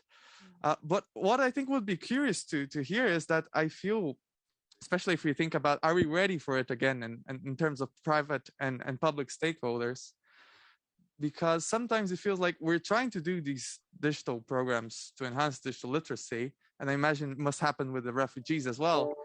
But it feels like we're in a ship that's sinking and we're trying to cover the holes, but we can't go fast enough with the tapes. It seems like we're just, doing a emergency situation patching or something like that. So I'm wondering to hear from colleagues here as well. How can we, make it a sustainable approach in the sense of integrating, because I imagine every couple of years you must have another wave of refugees as well to deal with. And it's not, the money doesn't come forever from the government. So how are you working on that? I think that would be one of the key ideas to be prepared for the next one, if we think about it. Mm-hmm. Yes, definitely. Would you like to add?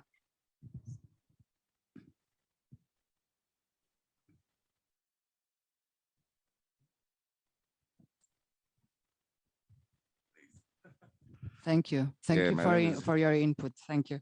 My name is Olufemi from Federal Ministry of Communications, Abuja, Nigeria. We have something similar to what he's talking about. We call them IDPs, internally displaced people. Yeah. The first thing we did was to call the body in charge of national identity to take a census of them. And I give them like an identity card, something they can use to know the kind of people for planning purpose. And then the next thing was to establish, would I say, this kind of schools, what do you call this kind of mobile school under the tree with with camp, something like that. And then we took it over from there.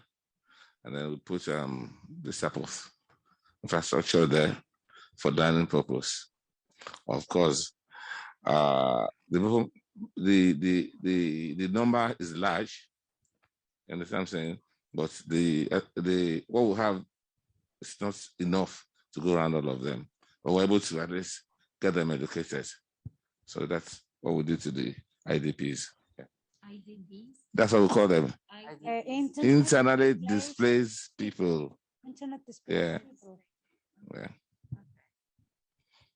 Okay, that's very interesting that you actually have a name, internet for, yeah, I don't know, I haven't used it before, internet displaced people. So, okay, so I didn't understand, is it because of poverty in your country?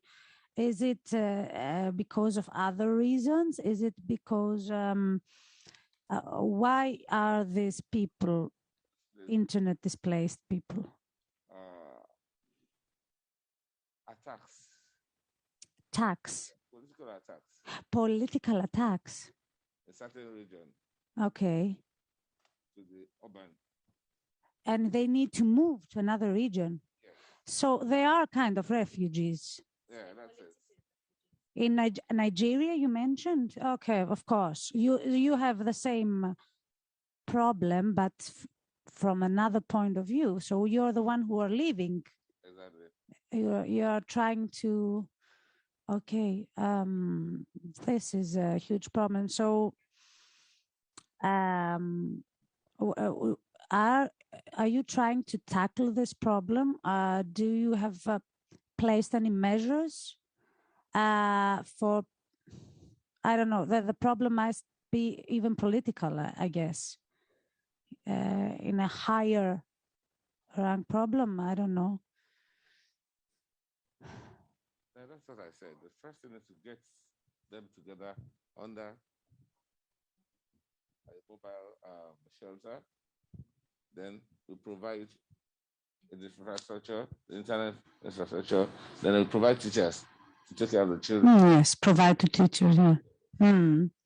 So the children are receiving the education through this mobile, I mean, this like a caravan or mobile camp or something. Exactly, yeah.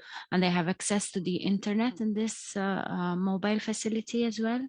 They do a little bit, yes. It's what the organizers provide for them. Yeah. Yeah. Okay. Okay. Mm-hmm. So at the end of the day, money can't buy digital literacy. I found the title of this session very interesting. Money can buy.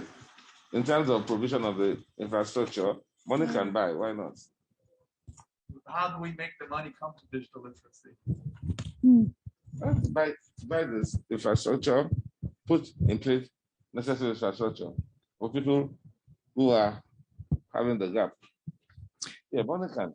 But then you also need a digital literacy. So you need to have teachers that can teach children and young people how to use safely the internet and the devices that they are exploring. You need money to buy the devices. Yes. You need money to pay the resource persons. So money can buy. Money helps indeed, if you ask me too. Sorry, I'm sorry. It's part of the of solving the problem. It's part indeed, but it sometimes. Then you have the capacity, all the capacity building, also to know how to use correctly the internet and how to be safe online. And of course, now in the pandemic, when we have this emerging situation, then sometimes even money is not enough to close the gap because of trying to very fast close holes, but it's only, like you mentioned, it's like Yes, but we're all speaking about the pandemic, and the situation here, I think, is much worse than the pandemic, because you have of a lot course of camps like these of people who are escaping their own countries, and obviously the same in they Greece. find themselves in situations where they don't have access. Their children don't have access, not even to education sometimes. So it's the pandemic, but then there are other situations which are much worse. Exactly. And sometimes we are focused on the pandemic, and we forget that, okay, there is a pandemic, there is a virus. Okay, we are doing whatever we can about this. But then we have some bigger problems, and people have really bigger problems. They are escaping their country and now they have nothing. And yes, and those situations were already before the pandemic. So it's something that we also need to take into account when we think about the access. Yes, of course. Oh, seriously, is there anything in this world that you can do without money? Is there anything at all? Seriously, is there anything at all you can do without funding? I don't think there is anything you can do without funding, honestly. It's very, very essential. That's what I believe. No, I agree. I just say that the problem is to get the funding.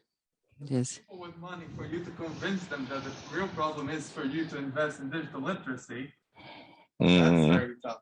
Yeah, that's true. But you think that it's easier to convince people to invest in accessibility and to give device to people than to invest in Any of those. Okay, they are all at the same level. Okay. Yes. Because at the end of the day, they need to see the benefits for them as well. Yeah. Right? The big picture. The more people connected, eventually, in the long run, it's better for business and whatever they want. But for they to see the impact, the ROI on their investment, I think that's one of the big issues, isn't it? Yeah, and also I think we wouldn't have ended up with a lot of families not being able to provide a decent education during the pandemic because they didn't feel the need to have access to a laptop, for example. They only gave devices to their children like a mobile phone, like a mobile device, but not a proper laptop to do research for school and all this. And then, we have these families and kind of trying to explain to them that you need an actual device to connect to your online lessons. And so if devices were provided, if there was funding for devices, I think there will still be families who wouldn't see the need, why do I need a laptop when I can do anything from my mobile device? Yes, please.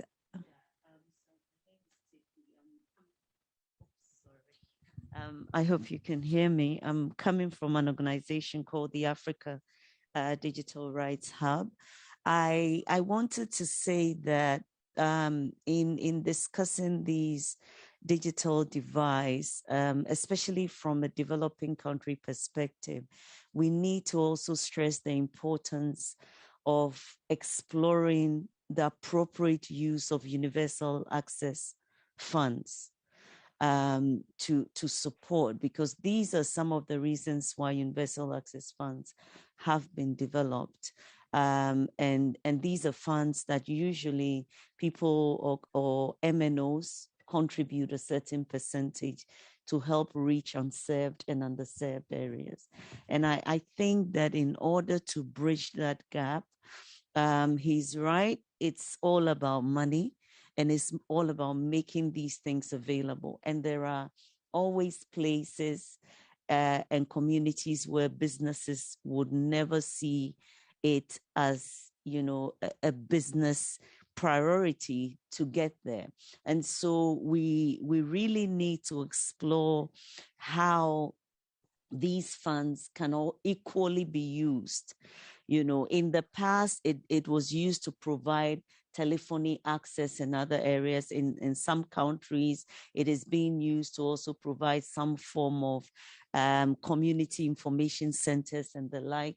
And I think that it is also very important that we explore how we can use some of these funds to enable digital literacy and bridge that digital divide.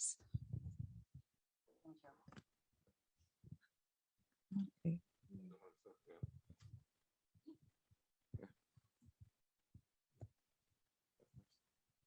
So what do we have right now from takeaways from? I mean, up until now, we can discuss upon the takeaways if you like. So How many time do we still have? I think not 15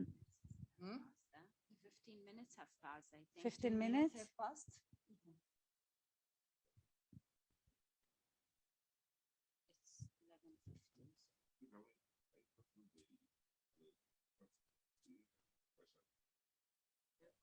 There was another question, which was if something similar like the COVID pandemic happens again, are we ready to respond? And I think Alex answered that when he said, kind of, we can never be ahead, you know, sort of.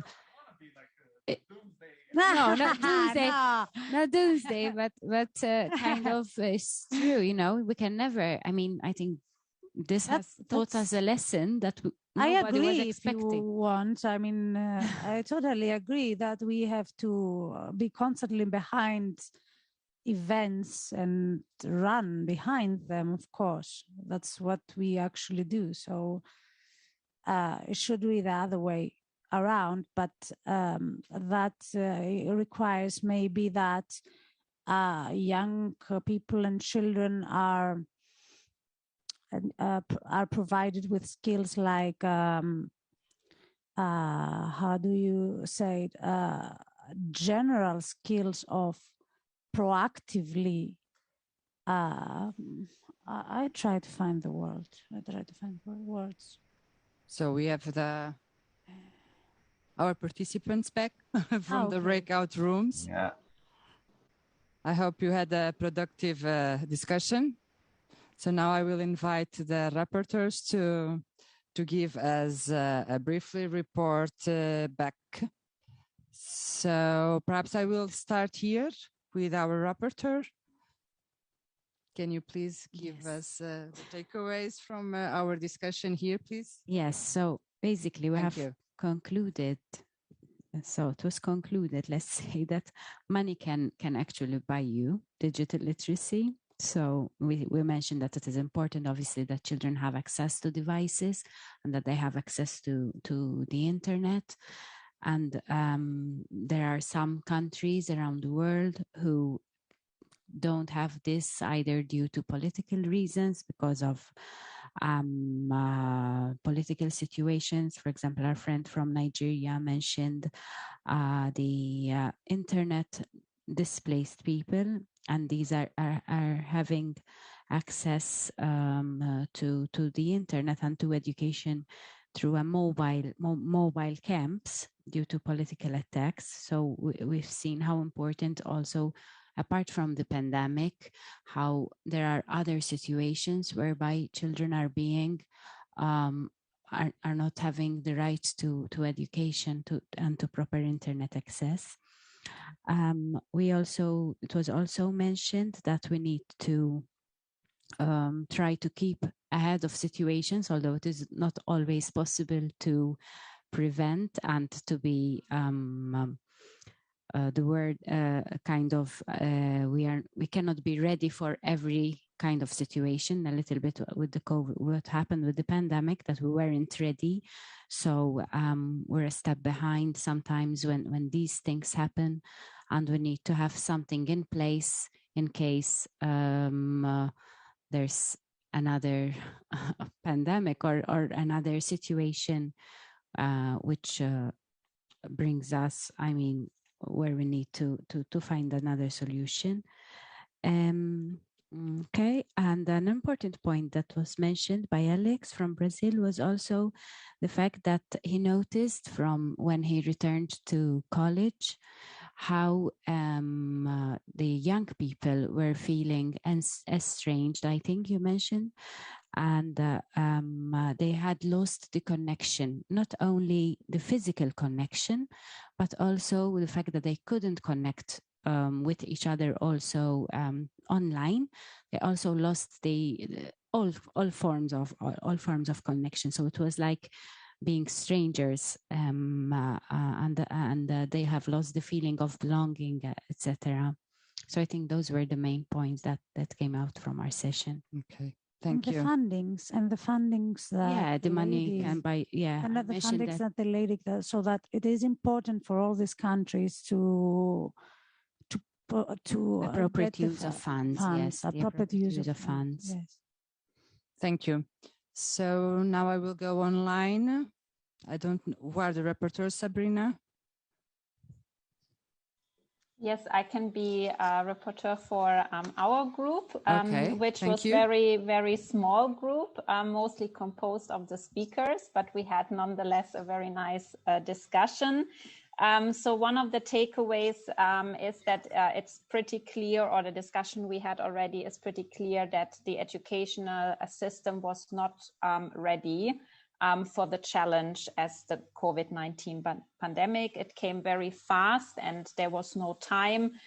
In many countries, schools closed almost immediately, so people were not really ready for it. Then it was also mentioned by one of the speakers that we do learn that in crisis we change and we try to adapt as much as possible. And in many countries there was a response. But also in many countries, the crisis response was not approached in a multi-stakeholder manner, and also didn't necessarily prioritize human rights, or human rights were not taken into consideration. Sonia made a very good point that she said that educators or schools were not ready for the pandemic, but certainly industry was. They were ready to promote. They took the pandemic as an occasion to promote big tech. She highlighted, very important point, the crucial role of procurement, because the responses from many governments was to immediately provide a framework to the private sectors, to the tech companies. But then, for example, a children's rights framework was not necessarily taken into consideration as well. Of course, we need the technology in a situation such as the COVID-19 pandemic, but we need to improve to take other aspects into consideration, just, for example, children's rights. Another point in this regard was also mentioned that a more ethical approach needs to be taken from big tech, but also from smaller startups who are just entering the scene as well. So that's quite crucial. We also talked a bit about the role of, for example, non-government organizations like European Schoolnet that I represent, but also the key role of the Safer Internet Centers, because a couple of Safer Internet Centers are indeed part or linked to the to ministries of education or other ministries at national level, and they really play a key role to ensure that, for example, topics such as children's rights, safety online, other issues like mental health or well-being are basically taken into consideration, and they provide materials in this regards as well. So it's not only about the teaching children and young people how to get online, but also navigate in the internet in a safe space, also create empathy and make sure these kind of issues are also taken into consideration. So this is a bit the conversation we had. We mostly got stuck actually on the first question, but I think we got quite a lot out of it. Thank you, Sabrina. And how about the second Yeah, I think that maybe is I made some notes, but Emmanuel, Okay. please jump in, and also the others. If I have something wrong, please really just jump in real quick. Okay. Yeah, we tried to focus on the 5 third minutes, question. Catherine, please. Yeah, yeah, sure. We tried to Thank you. focus on. No, it's not so much basically Okay. because we only focused on one question. So what we first talked about is that in cases like this, of course, we now had like this pandemic, which led to all the stuff we now know where the problems were, but we also talked that we have to have some warning systems in place for the problems we now saw, but we then also have warning systems for the future, that we in the future don't need a pandemic to see where the problems are, but we will see them from the beginning, and that we that if we see the increase of cases of problems, that we can have good responses and also quick informations on those points. Also, a point was that we have to upgrade protocols in the public sector, so that all those file processing and all the ways you have to go in the public sector are loosened up, and that you introduce digital platforms there, so it's all a bit easier to attend. And also this would be probably bridging the digital divide if it's easier for everyone. And then also we had the example of how the private sector was doing their using their own resources in this whole point, and also giving their money for education and for ideas. I think those were like the 3 points we talked about much. And also we really also had the question if money maybe is helping in this. So yeah, that was real quick what we were talking about. Thank you, Catherine.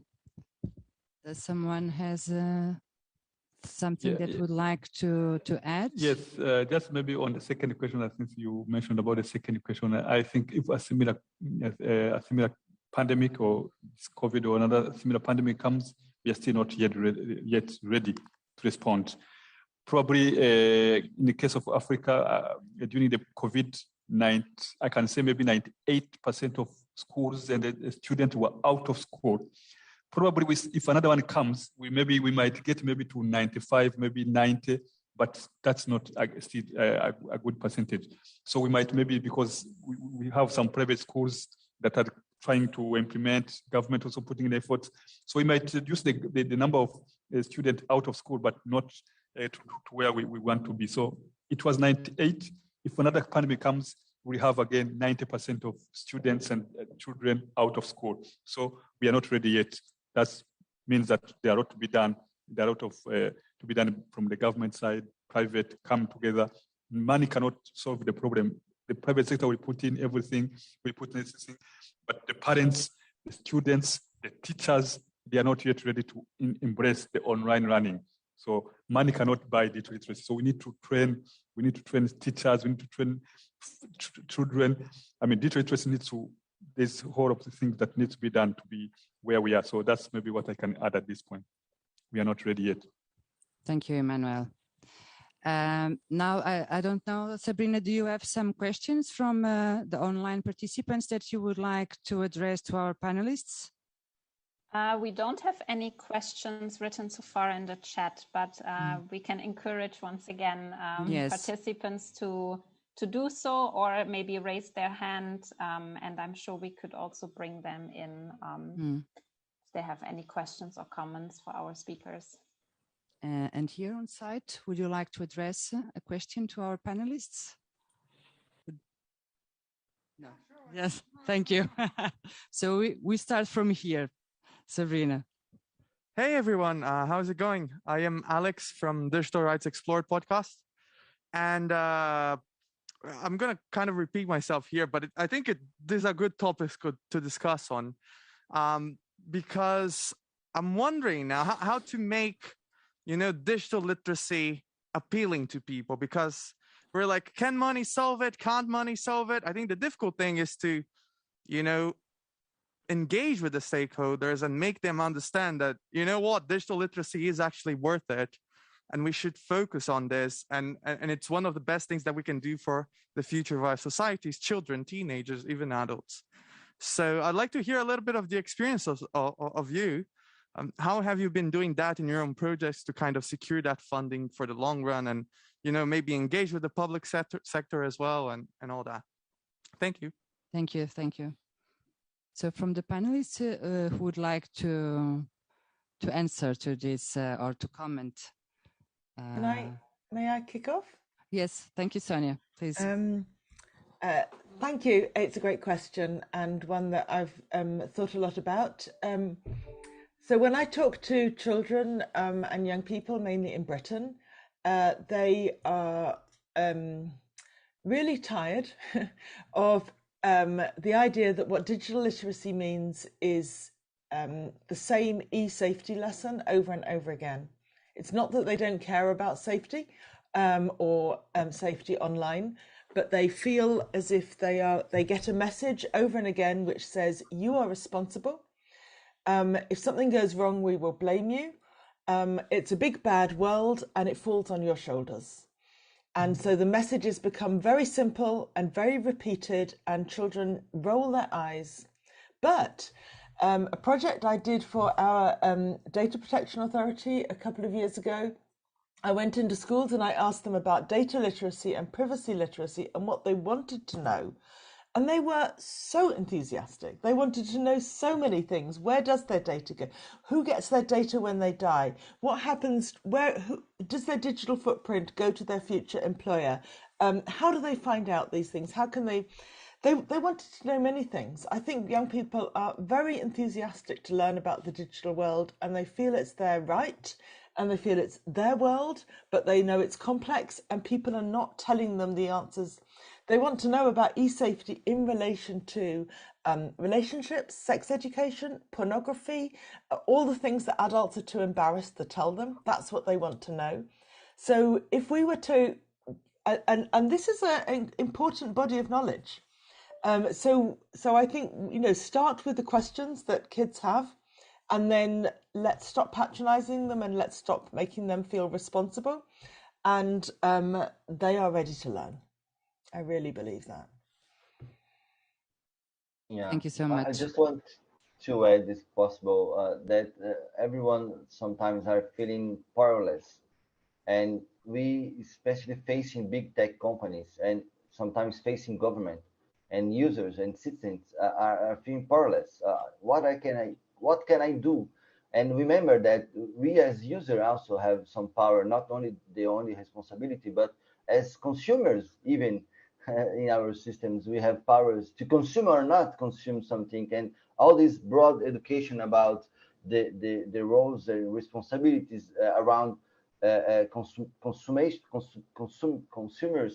is important also to not leave that only for specialized forums like this one, that we have all technical issues to discuss, but to make more larger discussion about what we consume when we are talking about technologies and what change they bring for our lives that are interconnected with all other areas of our lives. So bring this more larger conversation about life and what we consume and what we choose in daily basis could be interesting also. Just adding that that point that Sonia brings, that when we start talking with what they need and what they want to know and discuss, it's really nice. And you can, after that, as adults, invite them to reflect about these more large responsibilities that we share. Thank you, Rodrigo. And before closing today's workshop, I would like to ask our technical support if they could pass the video that we gave to you, please, now. It's a video that Rodrigo sent to us with the Youth South Global Voices.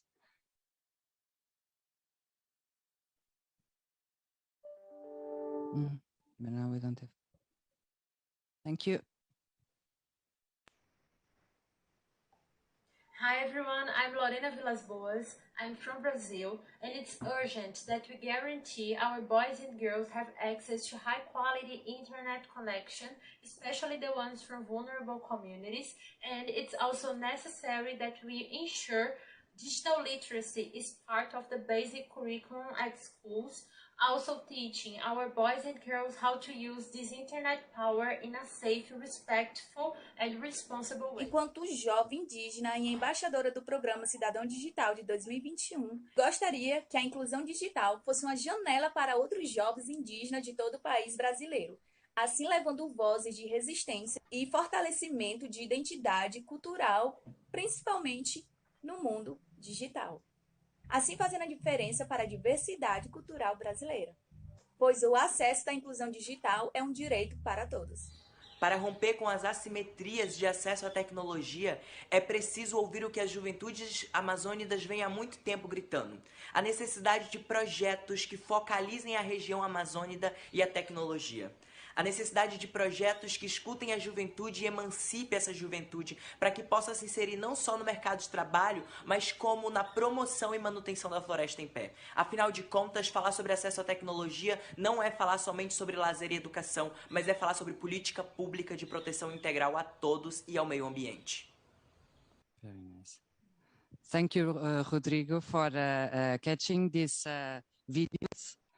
And now I will invite Emmanuel for the last words, that he also has some words from the Africa youth that he would like to share with us. Thank you very much. Thank you very much. I'm going. 2 minutes, Emmanuel, because we are really running out of time, please. Yeah, thank you very much. So I'm going to read out the identified actions by the youth in the Africa region, established by ITU. So the first one is they called for following actions: achieve universal broadband access for all in Africa. The internet is no more a luxury; it is a basic human right.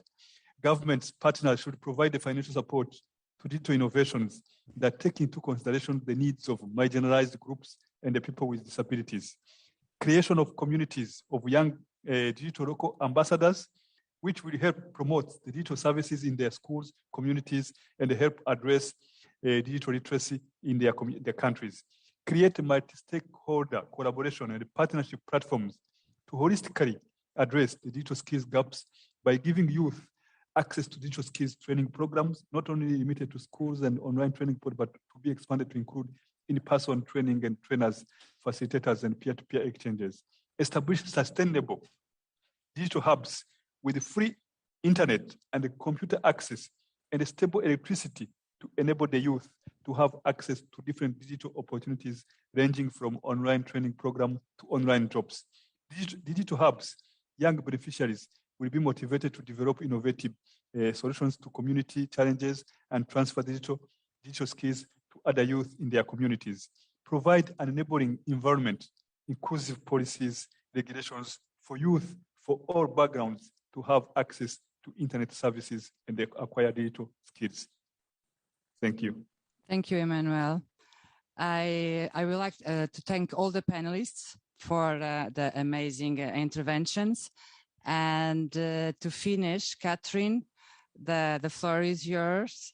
And what thank would you. like? I will like a tweet. What would you like? I will be real quick. We just heard from Emmanuel what great ideas young people and children are having about all of the problems we just talked about. So basically, I think my last word would be that governments and industry need to take those issues and problems which are raised, and also the ideas to tackle them really seriously and involve young people from all over the world with different cultural backgrounds, educational backgrounds, and family backgrounds in the process. So that's also something we are trying at the moment, to put young people into youth advisory boards and to advise governments and industry on that, because like, we are the future and we're the vehicle of change, and we have great ideas to tackle all those problems. So please do invite us in the process. I guess that's it. Thank you so much, Catherine. I think it's a very, very good outtake from this workshop. Well, me as a coordinator of the Portuguese Safer Internet Day, and I'm here with my colleague from Greece and my colleague from Malta. There is a last word that we would like to say is to invite all of you to celebrate the Safer Internet Day that next year will be on the 8th of February. So it's a huge day for us to raise awareness on how to be safe online and about digital literacy. So thanks a lot, everyone, for being here today with us. And I wish you a pleasant day. Thank you. Thank you, Thank Sophia, you for so the much. great work. Thank you, Sophia. Thank you. Thank you for Thank you. everything. Thank you, everyone. Thank you. Greetings to And Katowice. Bye. Thank Goodbye. you. Bye-bye. Bye. Have a Bye. good weekend. Thank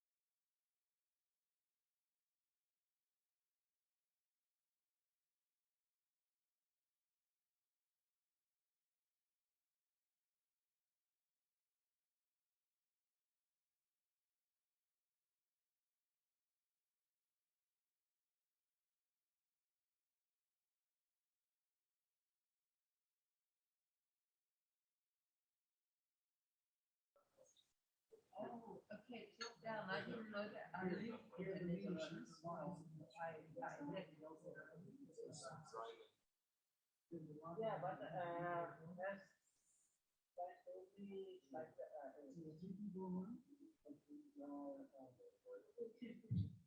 we are not live. Are we live? Yeah. Yes. Oh, well. Okay. Hey guys, can you hear me? Yes, Mark. Hi. What kind of shirt is Savio wearing today? What shirt is Savio wearing today is the question. So show him. Just turn to the camera, Savio. Turn around. I was really impressed the other day. It was a fantastic flash of color, badly needed. I mean, I have bananas in my shirt. Do you want me here? Yeah, I can't see you. Can you ask the camera to zoom in? So, welcome at the networking session of the Dynamic Coalition on Internet Standards, Security and Safety, as it is called in the invite. Yesterday, we changed our name. We made a decision to name ourselves Internet Standards, Security and Safety Coalition. So that is something that will be announced officially through the IGF channels fairly soon. With me is Janice Richardson. She's the vice chair of the working group 2 of this dynamic coalition. On the right side is Savio Vinicius de Moraes, and he is the vice chair of the working group 1. We have other people. I can't see who is online, but I understand that the chair of working group 2 on education is online, and Mark Ravel, the senior policy advisor, is online. And that I can see you, Mark. I can't see anybody else.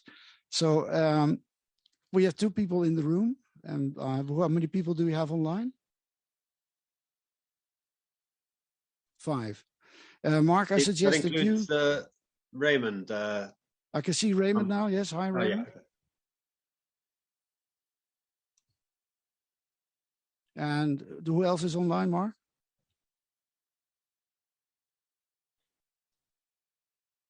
Sorry, Kwaku and 3. Our, yes, great to see you, Our, Tanasu, Levente Dobje at the moment. I've just come from the Best Practice Forum on Cybersecurity. I did a big message there about switching from there to here, but they have another 15 minutes to run. So hopefully people will switch. And I said, you know, from norms, they were discussing norms, but also Art Magnon was talking about vulnerabilities. And I said, come and talk to us because, you know, we will discuss really about the practicalities of enhancing security and addressing vulnerabilities through standards. So I hope the message will help deliver some more participation. Thank you. We will see. Thank you, Mark. We have 2 people in the room, so perhaps we can ask you to introduce yourself in a moment. And I see Avo, so welcome, Avo, online. Let me start. Thank you. Let's make a very short introduction of the Dynamic Coalition for those already participating. The idea is to make the internet more secure and safer through the massive deployment of already existing security-related internet standards and ICT best practices. So somehow there is a gap between the theory of internet security and the daily practice of insecurity, and how can this gap be closed? For that, we have started with 3 working groups. The first one is on security by design, a sub-working group on Internet of Things, because in the future there could be other topics under that header. The second is on education and skills, so closing the gap between what is currently offered in tertiary education, cybersecurity and internet governance and architecture is concerned, versus what society specifically industry demands from students coming out of the tertiary facilities. The third one is on procurement. So if governments, large organizations, and industry would procure more secure devices, services, and products, then automatically there would be a business case for secure products and a positive pressure on industry to produce more secure by design. Next to that, we have what I call blank spaces. So there could be working group on consumer protection, there could be a working group on consumer advocacy, on what current regulators in privacy or telecommunications or technicalities or consumer protection could actually do with the current law. What does the law currently offer on a duty of care to producer manufacturers, or what the privacy rules actually offer if you look at it from a different angle, and that's the angle of securing products.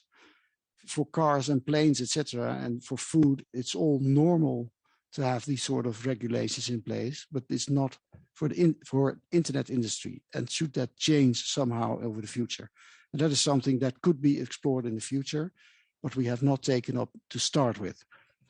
We are aiming to produce tangible outcomes in the manner of the IGF Plus, and the tangible outcomes could take the form of policy guidelines, recommendations. It could be a cool toolkit. It could be a capacity building program, depending on the sort of outcome we will produce and what the world asks for when we produce them.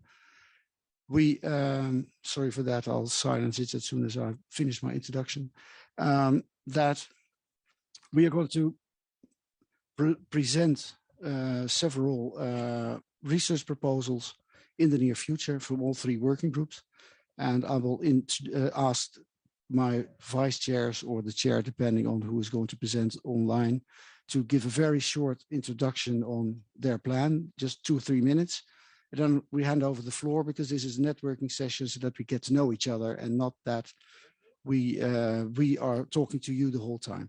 So as you are in the room, Janice, let me start with you, and that you give a very short update of what you're going to do. Then Savio, that you do it for your group. And if Mallory is in the other session, she will be here soon, and I'll give her the word as well. So Janice, please. Good morning. I represent Working Group 2. Working Group 2 is about education. What is the difference, or where are the gaps between what young people are graduating, the skills, the knowledge that they're graduating with? What are the expectations of industry, and why is there such a gap? Because we know that it's young people normally who should be bringing in the innovation into the world of cybersecurity. If they're not getting the right knowledge, the right skills, and the right training, then how are we going to meet this growing demand of cybersecurity? We will be conducting research, beginning with interviews, validation with vocational training centers, and then a survey to gather some quantitative data. And finally, this will result in a report around the middle of next year, we hope, but also, let's hope, some workshops, and a lot of lobbying to make sure that these lacking skills, these lacking knowledge are actually met by education systems and vocational training. And the word over to Savio Vinicius de Moraes to present on Working Group 1 on IoT security by design. Thank you, Walt. So in the Working Group 1, we are looking for what we have still by up to now around cybersecurity best practices and standards for IoT. From different backgrounds, from the IETF, from the IEEE, from the ICANN, from many companies and institutions and so organizations, and we are also trying to understand which parts of these standards and best practices are being deployed, and for those who are not being deployed, why are they're not being deployed, and also the lack we have in some parts of the cybersecurity in the ecosystem of IoT, the IoT ecosystem. So we know that we need more standards and best practice. So we are aiming to map this need for standards, but also we need to understand why the current documents and initiatives are not being deployed or used by the end users. So this is our current work. We are working in one. I saw you already just joined us. So if you want, you can add some other thing. But now I think he's saying something.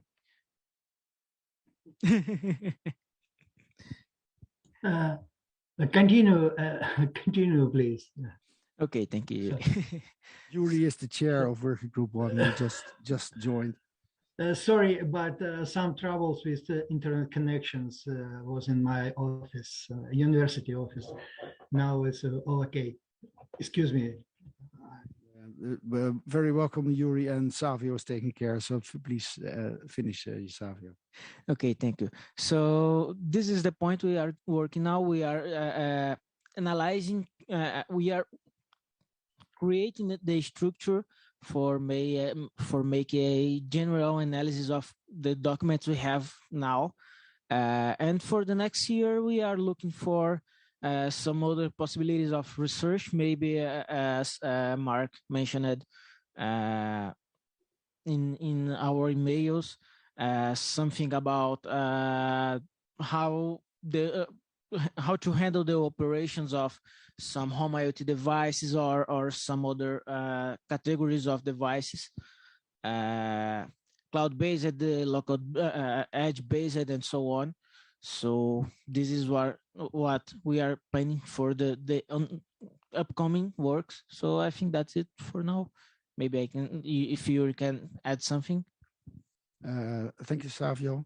I forgot to, for the my third session, for the third time, I forgot to introduce myself because I always like to go to the topic. My name is Wouter Natris, and as I said, I'm the coordinator of this dynamic coalition. The floor is now to you online and here in the room in Katowice. I'd like to ask you to step up and introduce yourself and express your interest in this dynamic coalition, and all three are welcome to do so. And then we'll go online for the people who are there. And Mark, then I'll ask you to coordinate. So please. Thank you very much. It's my pleasure to attend this IGF this time live here. My name is Asim Adil, and I'm an IT consultant. I work for GIZ. I'm based in Frankfurt. My interest is about all data vulnerabilities which now we are facing, and that is posing a threat to the common population. Either it is misused by the attackers or the corporates, or either by the governments. So these topics are very much highly interested for me, and I would like to stay in touch and know more about it. There is something happening. Well, thank you very much. And you're very welcome to join. If you have a business card, then we'll make sure to reach out and you can join and perhaps as an expert, join discussions and debates on what we are doing. I will leave my business card here. Yes, thank you very much. Hello, my name is Alexander Savnin. I'm teaching internet governance in Russia, and actually we have in our country the same issues as you said as the main targets of these dynamic coalitions. But main issue in our country is inability to communicate to each other, and especially communicate to somebody outside. So I joined these networking sessions to have a look on what this dynamic coalition is actually produced and how it works intersessionally between IGF, and maybe provide expertise or recommend somebody who will help you to prepare documents or reach targets, especially in our non-speaking English region. Well, if you have a business card, please leave it on the chair as well, because we think it's very welcome to discuss from your country and region and have your expertise. So that's an offer that is very welcome. Sir, can I invite you? Please introduce yourself also.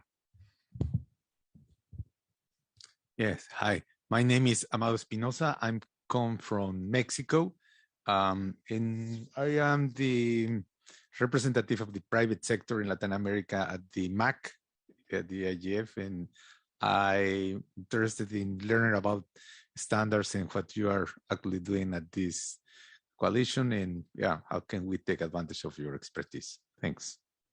Yes, and how can we get the messages we have better across to the MAG, and from there translate them into perhaps other. So that's very, very welcome that you're here. So thank you for attending. And this is exactly the meaning of this networking session, so that we have some experts on board, as you notice, with very good ideas on how to proceed in the dynamic coalition. But we need more experts to work with them, not just to produce the outcomes, but also to validate intermediate draft reports, so that we know that it's addressing the communities in the right way, so that the messages come across in a language that the specific stakeholder community understands. Well, perhaps it needs to be tweaked a little for another stakeholder community. That is the room. Mark, I hand over to you for now to invite people who are interested in the Dynamic Coalition to express their interest and introduce themselves. So the floor is yours, Mark. Okay, Wout, thanks very much. By way of introduction for me, I've worked with Wout since before the start of the coalition at last year's IGF, before we launched it. He and I worked together in the previous year following the pilot project, looking at the whole issue of standards and gaps in deployment. My background is UK government. I was a policymaker on internet policy for the UK and international organizations, including the IGF, going all the way back to 2008. At ICANN, I was in the UK seat, and the Council of Europe on the human rights side. I represented the UK, and I worked, led UK negotiations in the G7 on digital for a couple of years. And now I'm a kind of free agent, relatively speaking, and working with the coalition and with Eurodig and so on, and other activities related to this whole area of internet governance. But this is a key mission for me to advance this coalition focused on standards and deployment, and creating greater security and safety online. So that's me.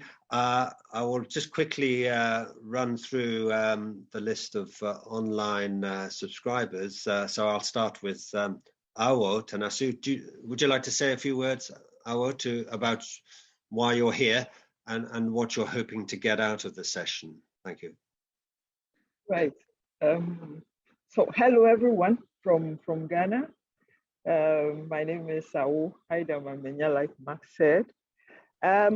Yes, I'm joining the networking session today to support the call, which is of the coalition, but on a personal level, to see where we could team up in promoting a proactive change in the interest of child protection, so prevention and protection in the space holistically. So that aspect of internet governance is key for me. And most often than not, yes, we follow through with Janice and what she's been doing. And sometimes we adapt some of her contents for our audience use as well. So essentially, I lead a team at Child Online Africa. Thank you. Thank you very much, Awo. It's great to have you linked into us, and I'm sure there are several areas of specific focus of the coalition where your background and expertise and activities are going to be highly relevant. And child protection, we haven't really looked at specifically, but I always have it at the back of my mind. Now let me turn to Lavent Jobse. I hope I've pronounced that correctly. Lavent. Hello, my name is Lavent Jobse. I'm from Switzerland. I work at ElectroSwiss. This is a Swiss professional association for electrical engineering, power and information technologies. And we are the national standardization body for electrical engineering and electric security. And we are committed to electrical safety and security for over 130 years. And the same we want to achieve for digital security. And we aim for a binding cybersecurity implementation standard like we have for low voltage installations, maybe. Thank you very much, Laved. This is multi-stakeholder engagement in practice to have you here from the technical engineering community. Fantastic. Let me now turn to Wintama Hannah, just to say a few words about your interest in this coalition, why you're here, what you're hoping to get out of our discussion today. Just a few words, Wintama. Sorry, you've just arrived, so I put you on the spot maybe, but hope you don't mind. Hello.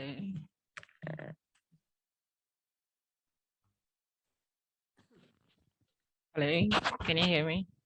Yes, yes, fine. Do you want to say a few words about your interest here?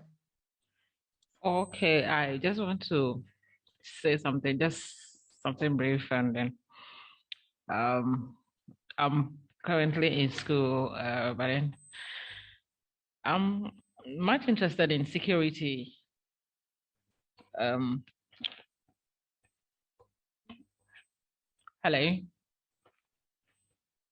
Okay, great. Yeah.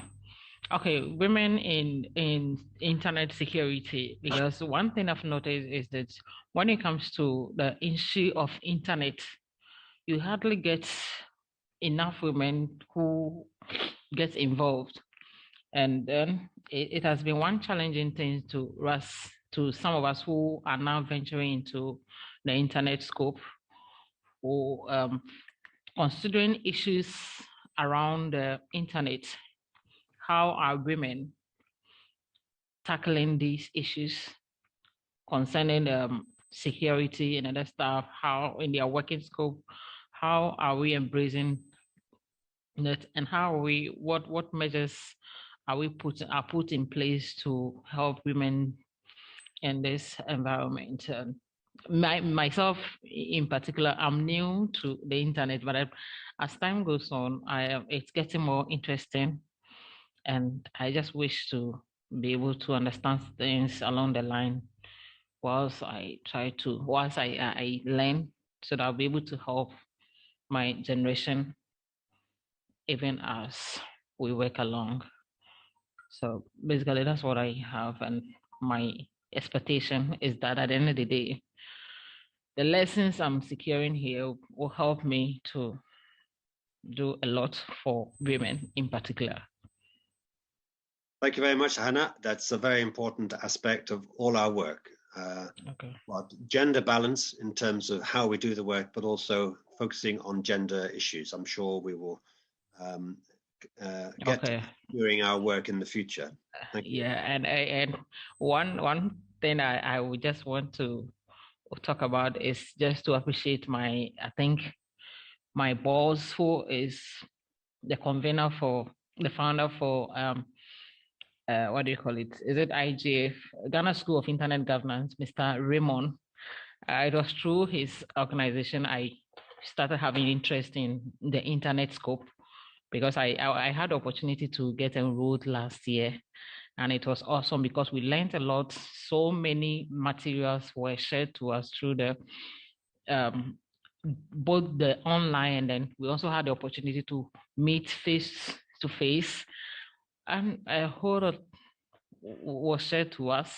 And that's how come I started embracing the internet society, because initially we thought I didn't really see anything wrong with what I do when it comes to internet, but that is where I started appreciating what privacy is, how the boundaries each and every one of us have when it comes to the internet security. What is security all about? Do we just get up and start posting everything? Right now, I'm a bit careful when I start sharing information about myself. But initially, I could just get up and do anything. And even when someone requests for information about me, I used to just give it out. But currently, due to that program I had, it's really helped most of us, and it has been helpful to me. And I just want to use this platform to thank him and appreciate the program as well. Great feedback for you there, Raymond. Okay, we've only got another 30 minutes or so. So let's quickly invite the other online participants to say who they are and one or two sentences on your interest. I see Robin Gelhard. Would you like to say a few words, Robin? Yeah, sure. My name is Robin Gelhard. I work for the Netherlands Standardization Forum, which is an advisory committee for the Dutch government on interoperability and information exchange. And what we do is we, amongst others, is that we select key internet standards, security standards, and try. We advise government whether they should mandate such security standards for government agencies. And in case we do, we help government agencies to implement these standards and to drive adoption of these standards. We have some good practices that we can share. So if people are interested, I'll put the link to our website in the chat, which also contains my my contact details. And I'm also curious on other good practices to drive adoption of standards for government agencies, for example. Okay, Robin, this is exactly a great fit for this coalition, the linkage into government and procurement and so on. It's fantastic. Thanks very much for joining. Now I go to Batsirai Madondo. I hope I got the pronunciation roughly right. Batsirai, would you like just to say who you are and your interest?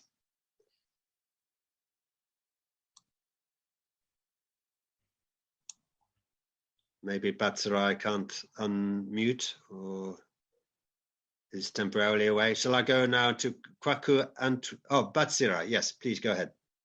Oh, good afternoon, Mark. I'm just a volunteer, but however, my interests are in internet governance, and I'm happy to be here.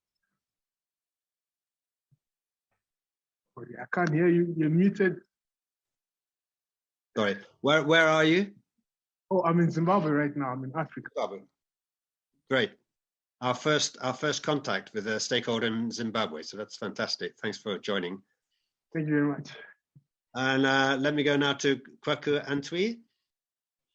Hi, thanks, Mark. My name is Kweku Antwi from Ghana. I wear several hats, but today I'm on a committee for a government regulatory agency which deals with skills and deployment of skills, what we call the Technical and Vocational Sector, ICT Skills Committee. So I'm here wearing that hat, also looking at how we can impart skills in giving people the requisite security skills, the requisite cyber skills, that we be able to also have more of a trainers where we can replicate this in our society. And I'm great to be here with the coalition, and thank you for the opportunity. Thank you, Kwaku. That connects directly with Janice's work in the working group too. Thanks very much. Let me now go to Bart Knuven. If you could introduce yourself and say your interest briefly, Bart.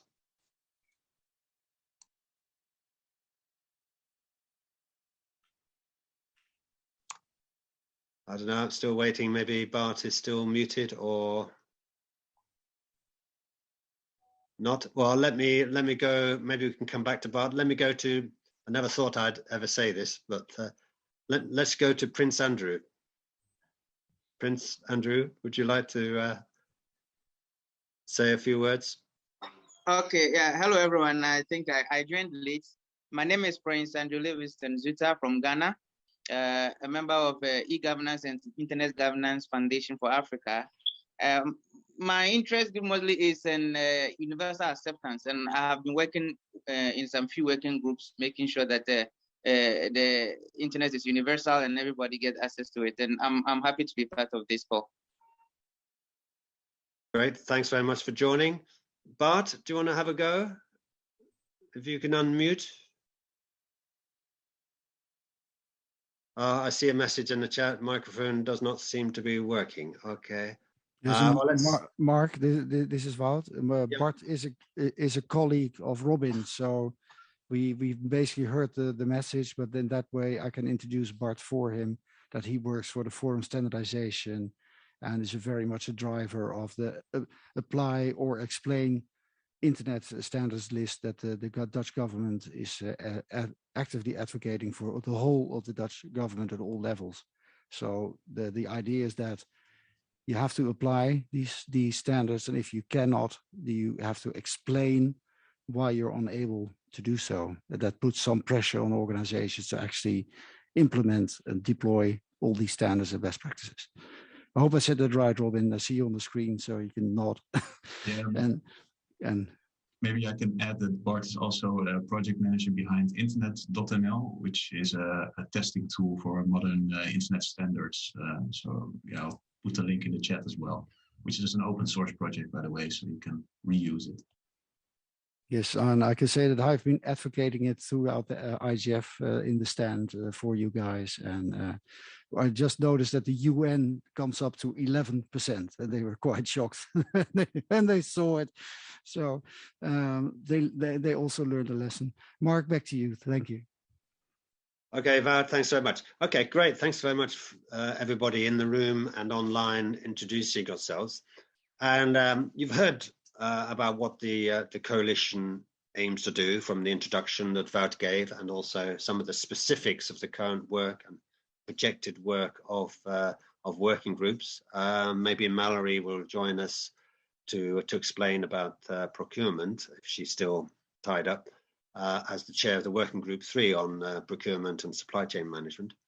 And the theme for this kind of, to structure our discussion a bit, is about how to empower stakeholders to drive the deployment of standards, security-related standards and related best practice. And when I talk about stakeholders, it's a lot of the people here are representing those stakeholders, educationalists, technical community, government policymakers, private sector decision takers in the corporate area, academics as well, experts all through the line, really, who are engaged on security and delivering security for consumers. And the manufacturing sector, of course, is important because they can design standards into products so that people actually are aware of them, and that there may be issues about raising awareness of how good a device is in terms of providing security and safety and confidence and trust in being online, especially for individuals, for small businesses who are going into the whole digital economy for the first time and so on. So empowering stakeholders, what are your thoughts on this? How can the coalition help with that a challenge, really, to the whole technical community, to the industry, to bridge this gap between the incredibly valuable work in developing standards and the gap, which is that a lot of these standards are not actually embedded in the networks and devices that we're all using, to the cost of our insecurity in practice, as Wout has talked in those terms. How do we make security practice universal? So who wants to come in with some first thoughts about that, about how the stakeholder community can work together to achieve greater online security and safety through specifically existing standards being deployed more effectively? who wants to react to that? I can't see any hands at the Janice moment. has her hand Janice? up here, and I saw that Yuri had his hand up a while back. Okay.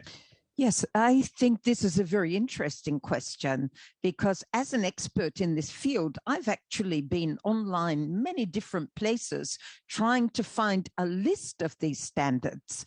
How can the public be aware if us experts can't even find a list of the relevant standards? So I'd say that's the first thing. Bring them together, make them visible, and then let us raise awareness about them.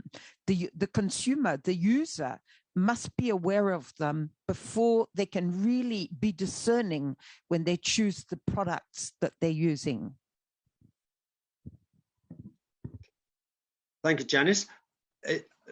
How can that information be presented to consumers, though? I mean, often when you buy an electronic device, do we ever look at the technical specifications? No, we don't, because we just don't understand it. Yeah, it's too complicated. Is there a communication issue there too, Janice? Well, first of all, there's an availability issue. I want to know where these are. And the only place I actually found them was a paying website. And how many consumers are going to go there? So that's the first thing. Bring the standards together and make it free of charge to enter them and to see them. But the second thing, now when we buy a refrigerator or any other device, we can see a grading. Why don't we have this sort of grading on security? It would be really helpful, and it makes the public aware that there are standards they should comply to.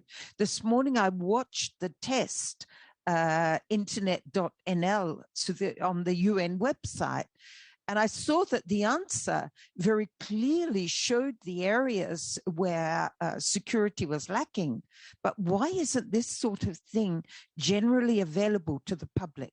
So I think there are a number of ways. One, make it visible to the people who are most concerned about it so that they can start doing the awareness raising. Two, if we have this information, we can get it into schools because this is really where it should be, and into vocational training establishments. And three, develop some sort of security rating systems on websites, on software, on apps. Robin, the question for me to you, because this goes beyond your scope, of course, because you're working solely for government organizations, but are you aware of initiatives like this that actually could educate the consumers and end users in a better way? No, not really. I think internet.nl is also for that purpose. It's meant as a lower entry into assessing the security of websites and email security. So basically everyone can use it and use the reports to question suppliers, for example, or organizations that they do business with. And I think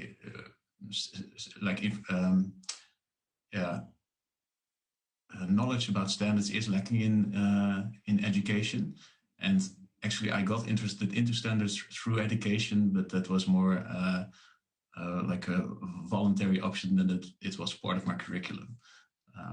So it would be good if there was more emphasis on getting standards and security standards into education.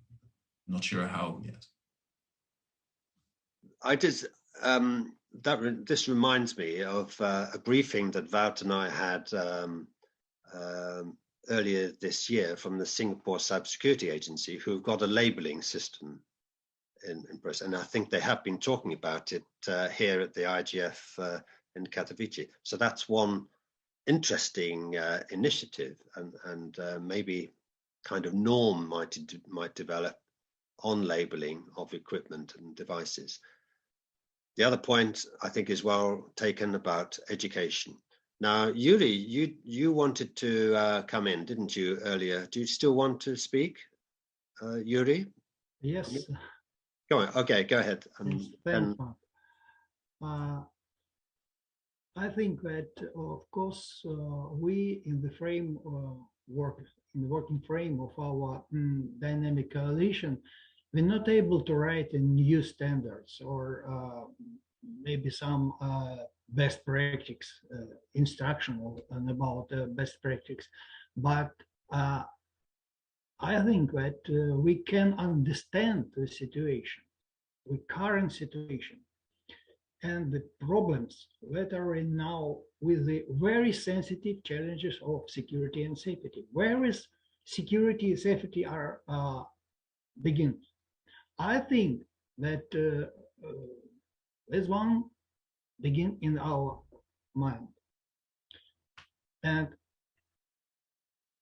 sure, it's connect with education. It's connect with professional skills, sure. But with, I think, with general structure of security from end to end, I mean structure, from building security in digital entity. It's maybe websites and maybe devices, different devices, IoT devices, not IoT devices, gadgets. It's maybe emails and other internet services. It's a big and complex so cloud of security, which can cover of our activities, all kinds of our activities. And the complexity of situation is a situation with multi-stakeholders and poly-actors nature. Do you understand me? Yes?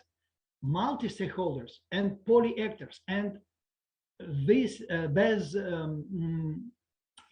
stakeholders and actors have diversity, different own aims, tasks, and means for support of security.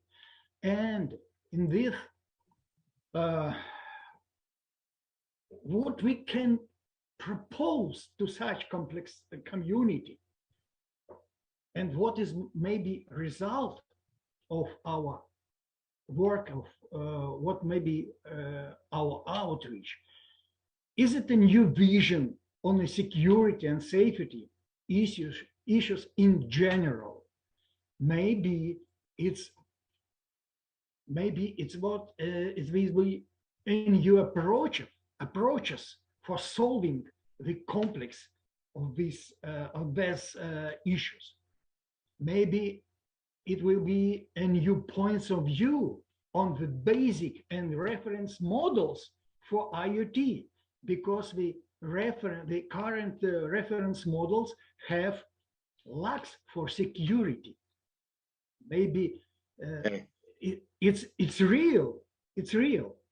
I think it's thank you, Yuri. I think it's a very strong message. It's a vision, really, of a holistic approach that we do connect with well, the whole roster, I say, of stakeholder actors that I mentioned at the beginning in terms of empowerment, and including, as we've just talked about, education across the board, from school level right through to vocational, technical, educational, and so on.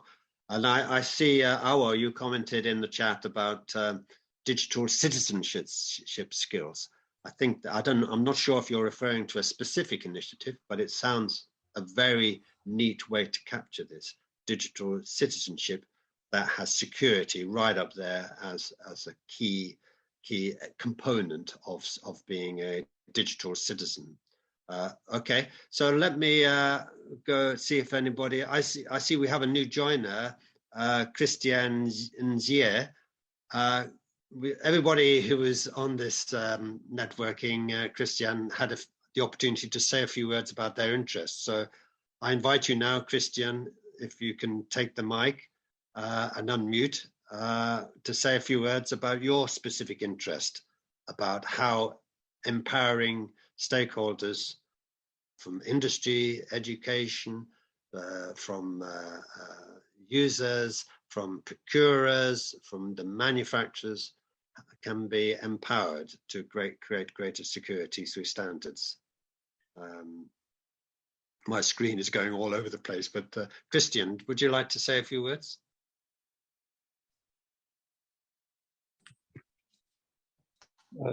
Yes, thank you.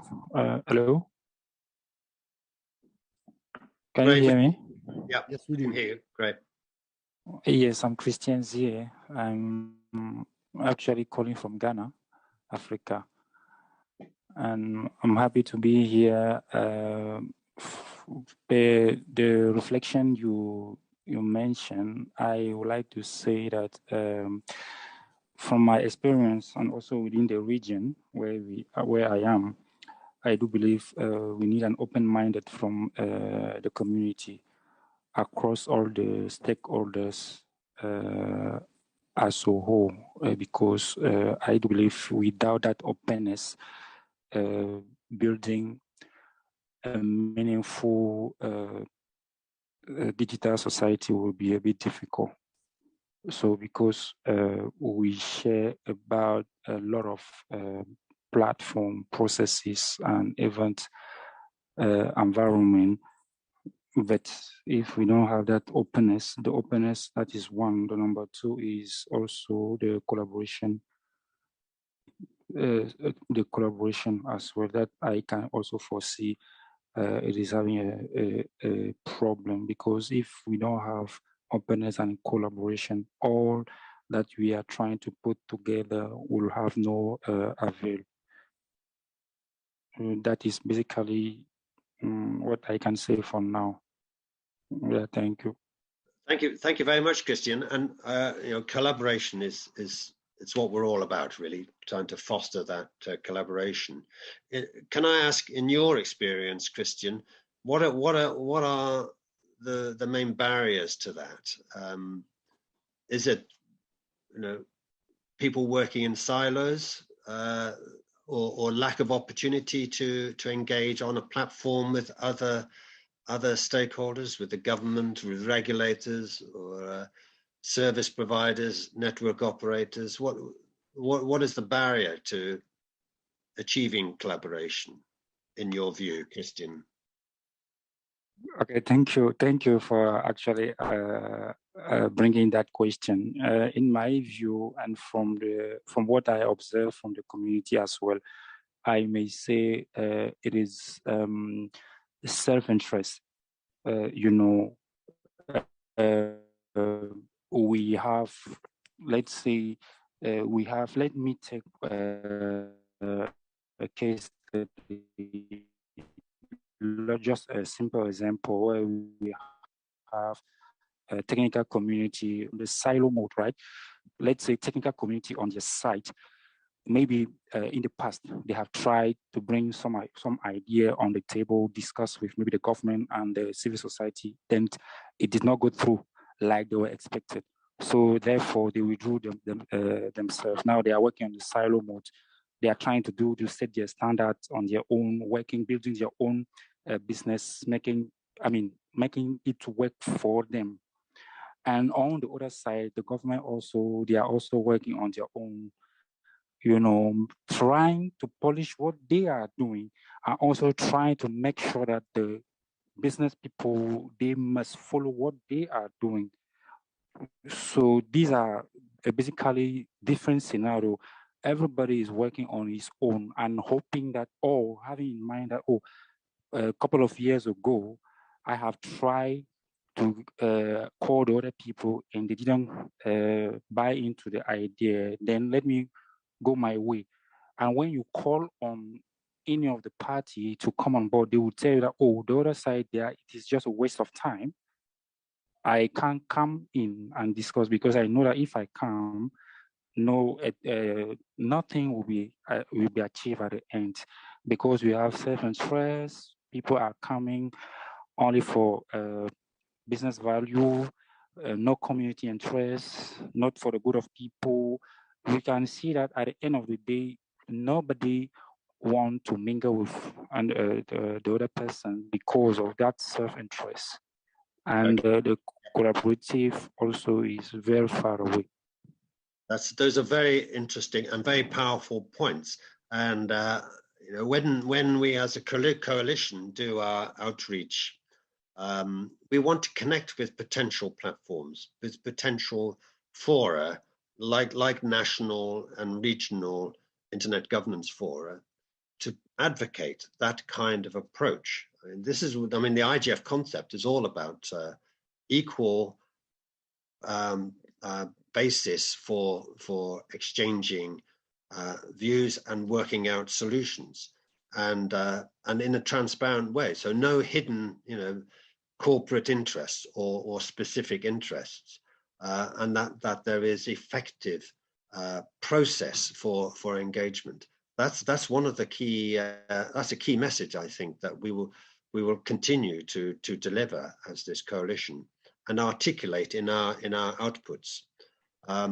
Okay, so we've only got about 5 minutes more to go for discussion. Mark, this is Wout. Okay, that's why I'm coming in for a moment. We have 8 minutes.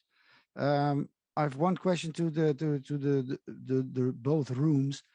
We've heard this challenge in Ghana. Is there an example among you that have actually dealt with this problem in a positive way, so that there actually is communication which can actually lead to some sort of outcome? So does somebody have an example of how they approach this? And could that be a practice of a good practice for other countries to follow? So who would like to answer?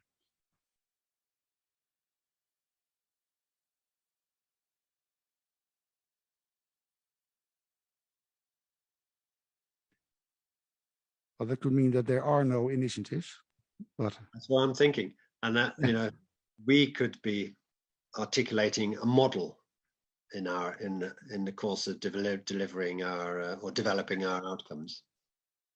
That is something. Raymond? Yes, Raymond. What was your question? I didn't get it clearly. What initiatives specifically were you talking about?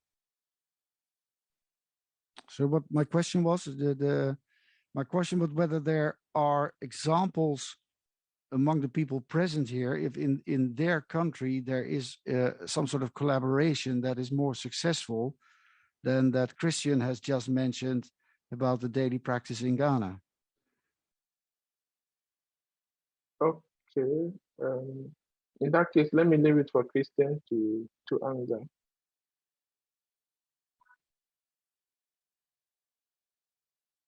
Well, he's saying that there isn't effective. There's too much self-interest and not open, transparent, and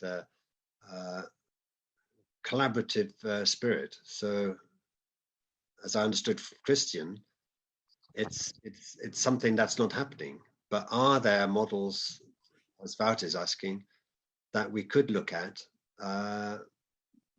which we could advocate as best practice? I can mention one, Mark.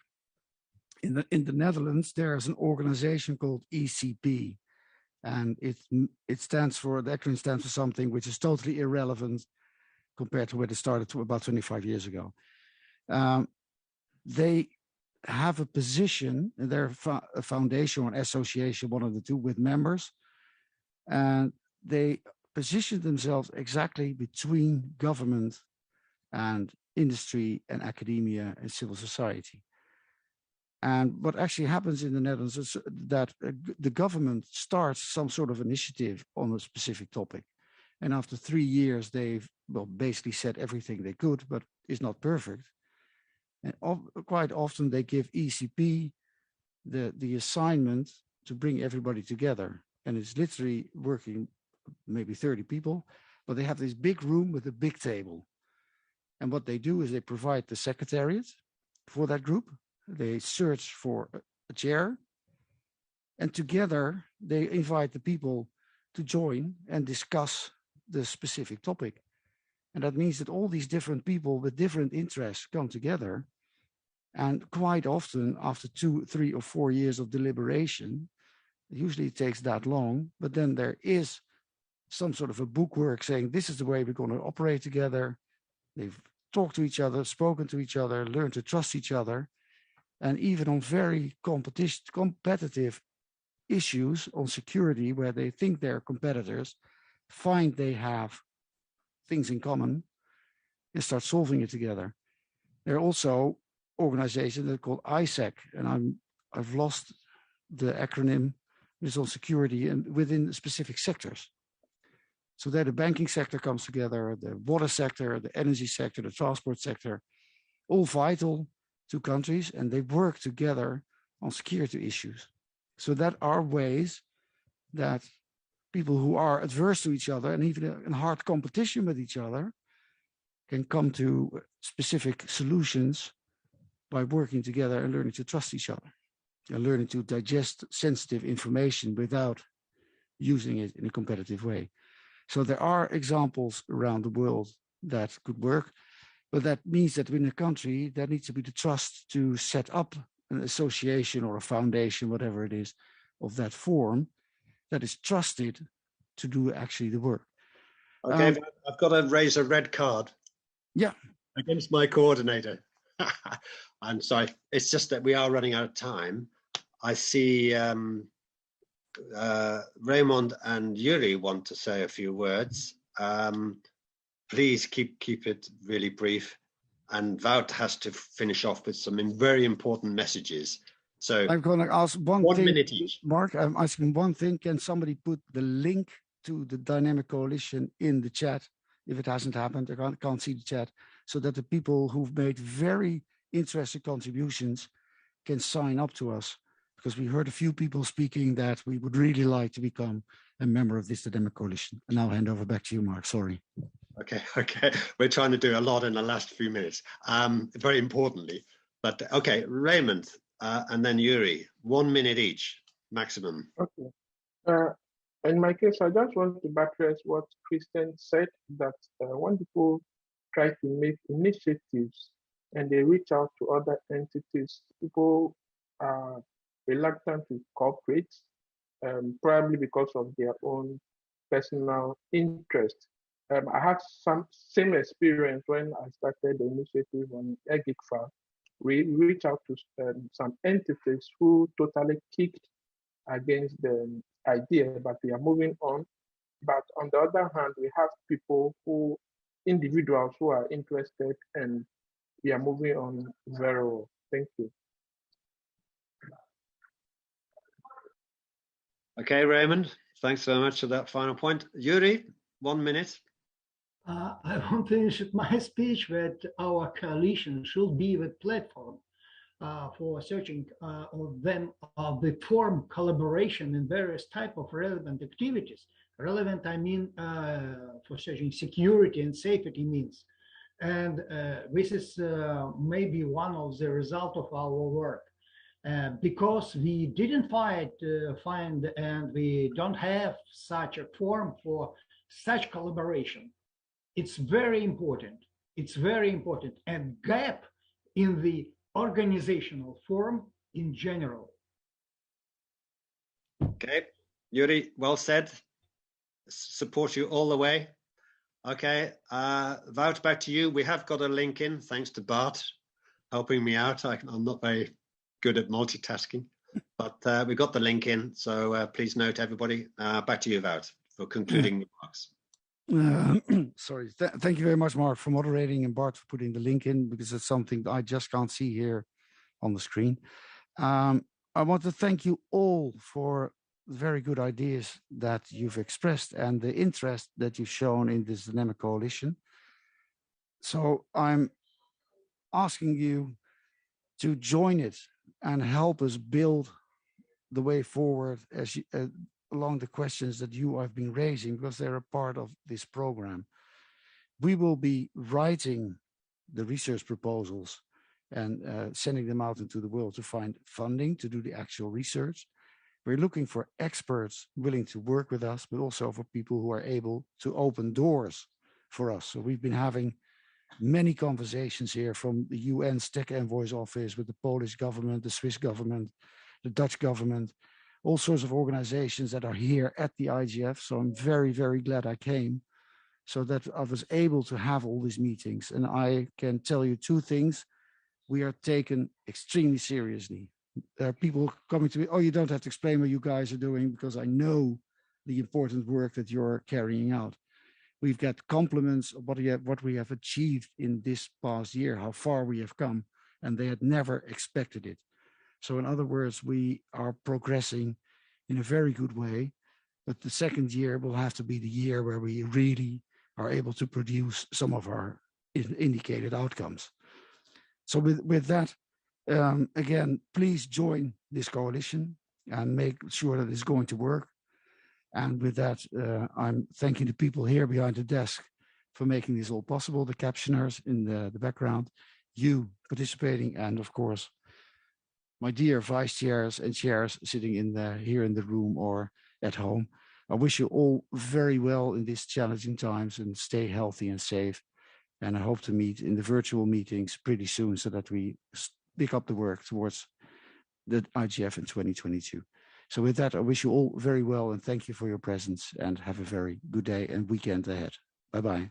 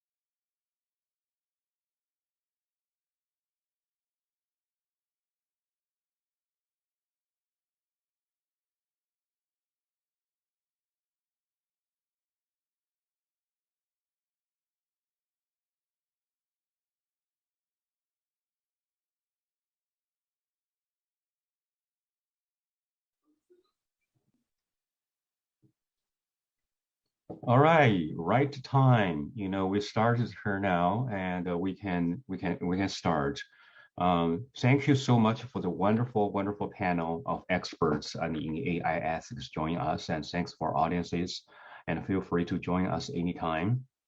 And when we designed this topic back in last year, AI ethics and the internet governance, global lessons and practice, we did not expect AI ethics became such important and critical area, like people will have interested in online, and we have a lot of more people who are joining us, here. Without further ado, and I will let the first speaker and come to tell us and share and his ideas about intelligence media use in China, challenges and implications. Let's welcome Professor Lu Wei, and Dean of College of Media and International Culture of Zhejiang University. Thank you so much, Professor Zheng. It's a great pleasure to meet all the old friends and new friends over the internet. Well, since I have only 5 minutes, so I would like to very briefly report some key findings of our study about intelligent media use in China. So basically, we found that China has entered intelligent media age since last year, because according to our survey, more than half of the respondents have used intelligent media to receive news. And they also spent more than 1,000 RMB on intelligent media products. And second, we found intelligent divide is emerging. We found that the use of intelligent media differs among different age groups, educational levels, income levels, and also urban-rural backgrounds. So we can conclude that intelligent divide has become a new form of digital divide.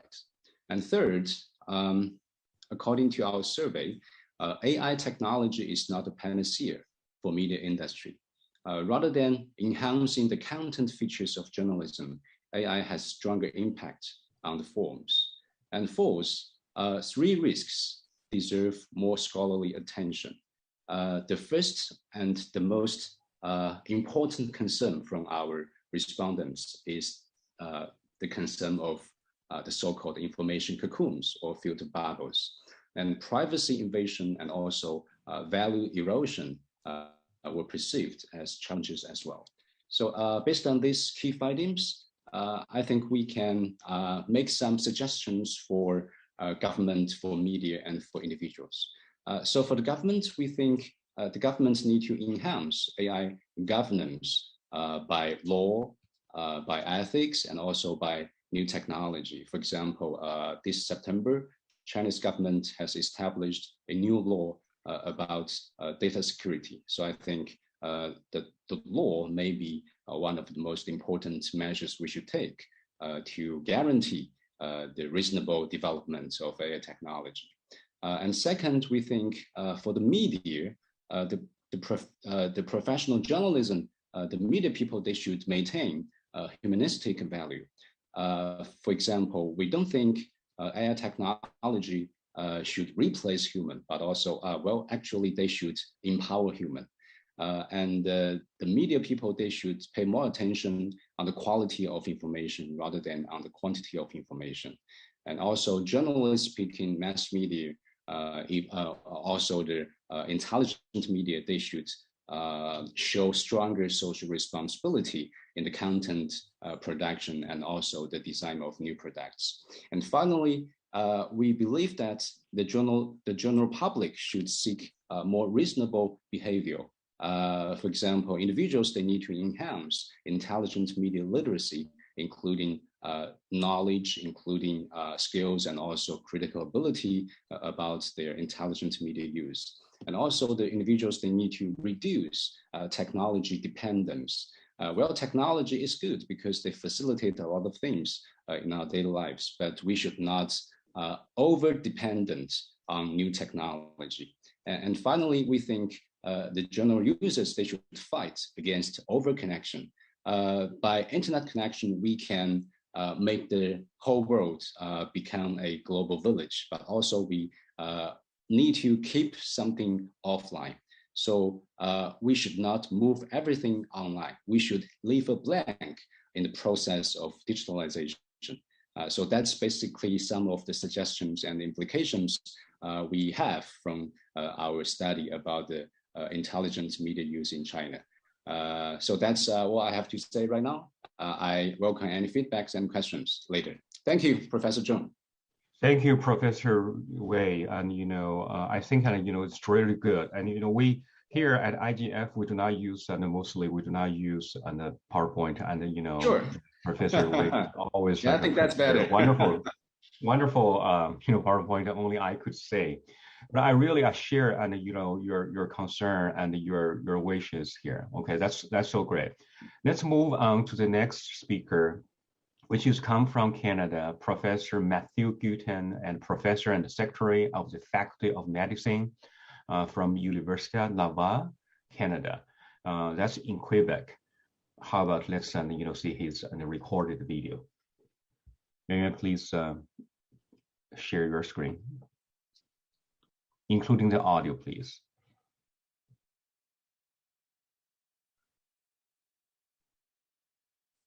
No audio.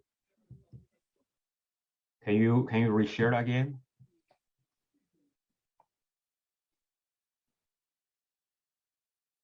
Can you hear that? No. You need to share, and then let me do that. Let me take control of this.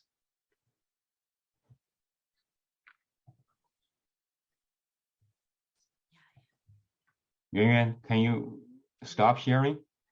Okay. Okay. All right. Oh, I'm going to share and his talk.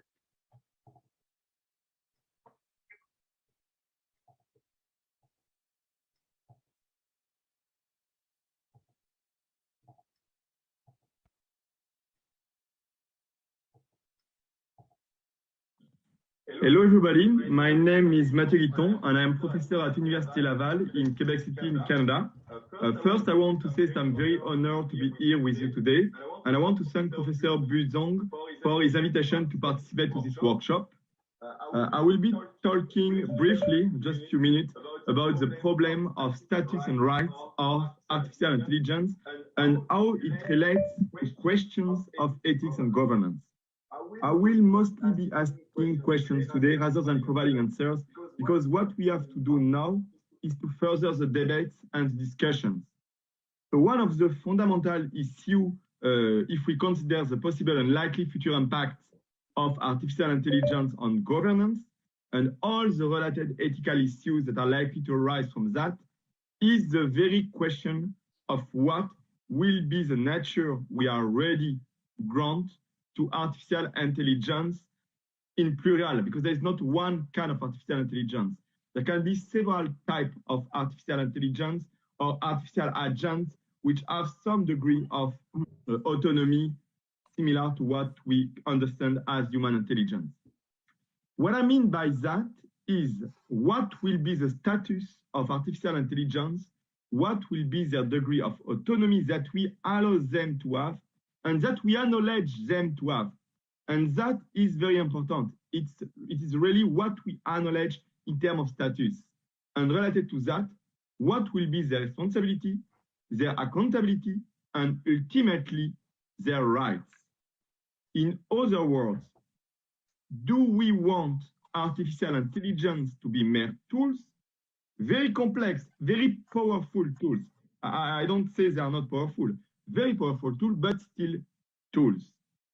And in this case, what is the amount of our own freedom that we are ready to let go in the quote-unquote end of artificial, even if somehow, and especially if somehow autonomous tools? Or do we want artificial intelligence to become partners instead of tools? Which will mean at some point granting them rights like human rights or artificial human rights, and putting ourselves in a frame of mind that would ultimately allow us to have a dialogue between humans and artificial intelligence. In other words, to approach artificial intelligence in a way that might result in the rise of artificial humans at least in terms of ethics, status, and rights. And I will finish with that, as I believe it does provide some ground and some futurologic context for all the other questions that the other panelists will bring up in this workshop. So really, what will be the status and right that we will give to artificial intelligence? And as a result of that, will they remain tools or will they become partners?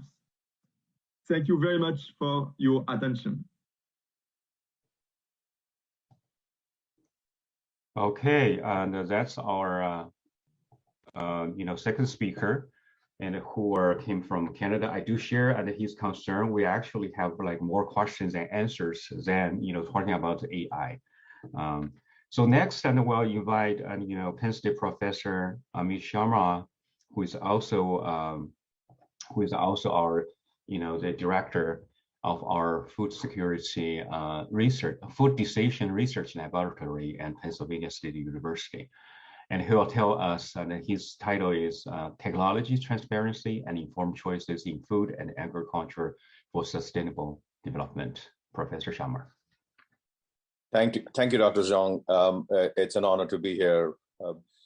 As you included in the title, our area of research is in food and agriculture, particularly in the food service system, is what we call food away from home. As you all might be aware, that has increased tremendously around the world. In the United States, food away from home prior to COVID-19 was more than the money we spent on food at home. There are similar trends around the world. So the importance of how we behave, how we act in that food environment that's outside of the home is extremely important. Recently, my colleagues and we did a paper on the ethics in the food service system, and basing our discussion on MEFAM's model, which essentially looked at three aspects of ethics: autonomy, justice, and well-being. And what I want to share with you today is in the context of autonomy. AI obviously has been extremely valuable for both the consumer as well as the firms. So for instance, AI technologies such as smart assistants, bots, natural languages, they can be very helpful. Case in point, you pick up an app and you want to order food. The process has become extremely convenient, reduces a lot of the effort, cost aspects on the consumer end, and makes it very convenient. However, there are obviously concerns. So one of the other things on the supply side or the provider side is repetitive tasks. As you are aware, that there is a huge labor shortage that we are facing, and we really need to relook at some of these job profiles. So AI can help in that reduction of the repetitive jobs, so that we can elevate the competency levels of the jobs that we really need for value added. The concerns that I want to share with you in context of autonomy is exactly what the topic of the discussion is: choice. So what AI does is it reduces the choice set, literally. And that can be, so subtle guidance to some level is good, but a repetitive subtle guidance can guide us in one particular direction. So one of the things that we talk about a lot in the paper is the idea of nudges. That's a more paternalistic approach to decide, for someone else to decide on what you would like to prefer or choose. So on the consumer end, we certainly think that there is this ethical issue related to the nudges. On the supply, on the offer side, most of the industry is around small businesses.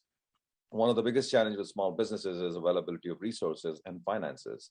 And so they're not really at a level playing field with larger businesses to be able to take advantage of new technologies such as AI.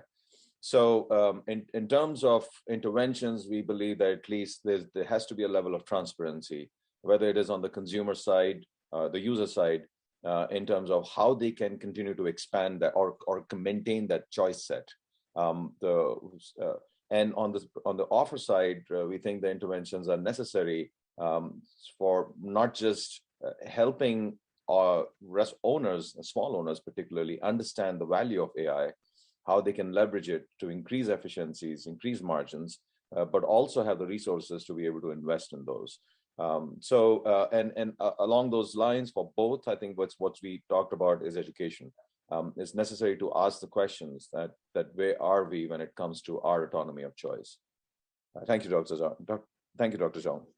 Thank you, Professor Sharma. I want to talk to the on-site and the participants and at IGF. They're welcome.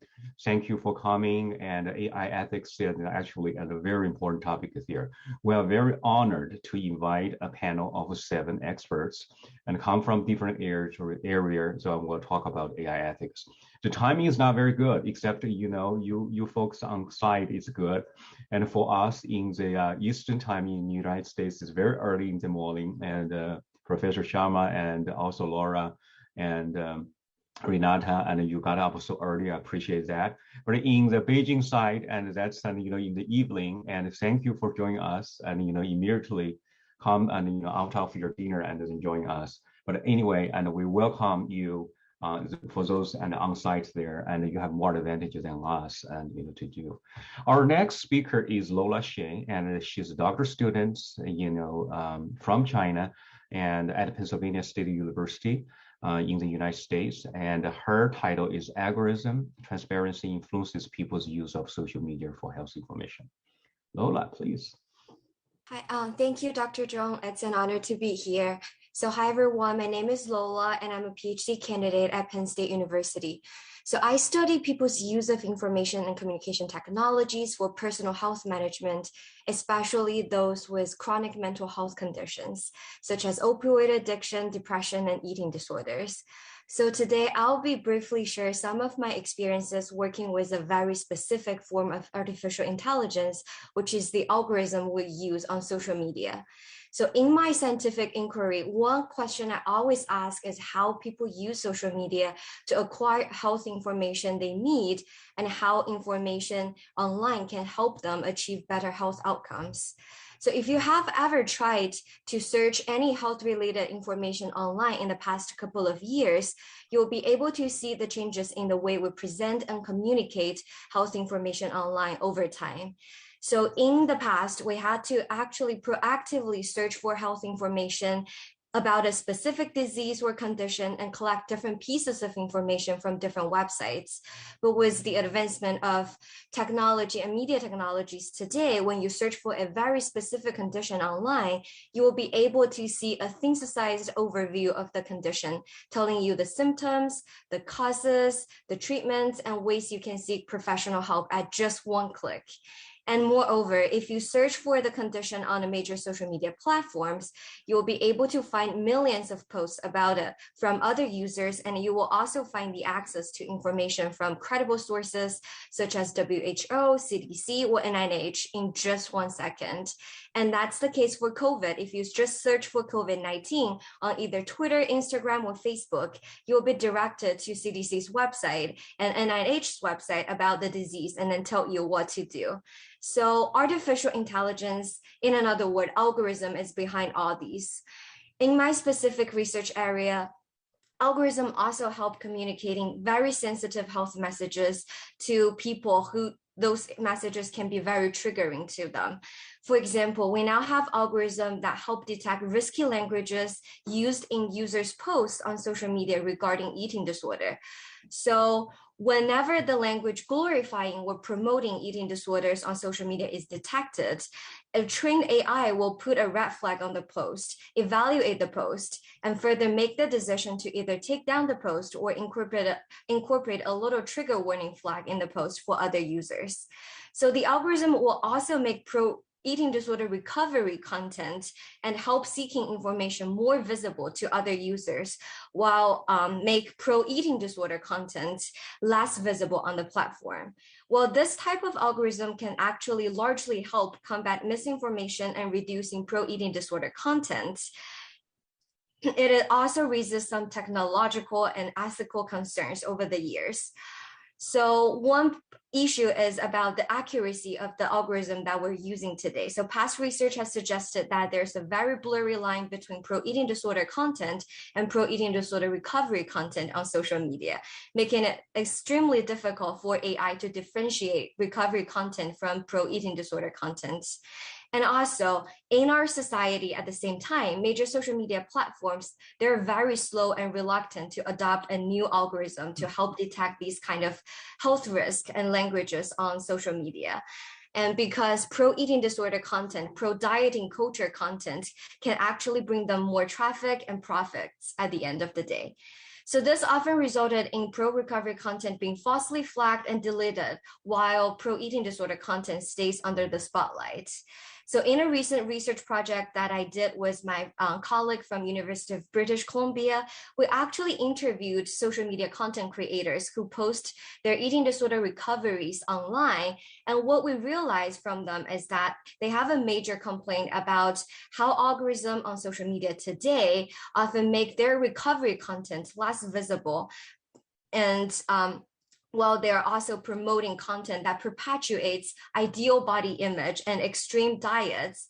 And it's not just the case of eating disorders, but also for many other health-related information online, such as opioid crisis, the COVID-19, and many other health conditions. So as users, we need to know more about the algorithm deciding what we see and not see on social media, especially when it comes to important health information. And that's why as researchers, we need to not only make our algorithm more accurate in detecting potential risks involved in user-generated content on social media, but also make the process more transparent to the public, letting them know what we're doing to help them to achieve better health outcomes. And at the same time, we also need major social media platforms, those big tech companies, to be more transparent about their algorithm, explaining how they prioritize certain information over the others when presenting health information, and reconstruct their algorithm to actually serve the public good. So that's everything I have to say. Thank you, everyone. Thank you very much, and Lola Xie. To the audiences and on the side, we have two more speakers, and then we'll open the our forums, with you and go to the Q&A.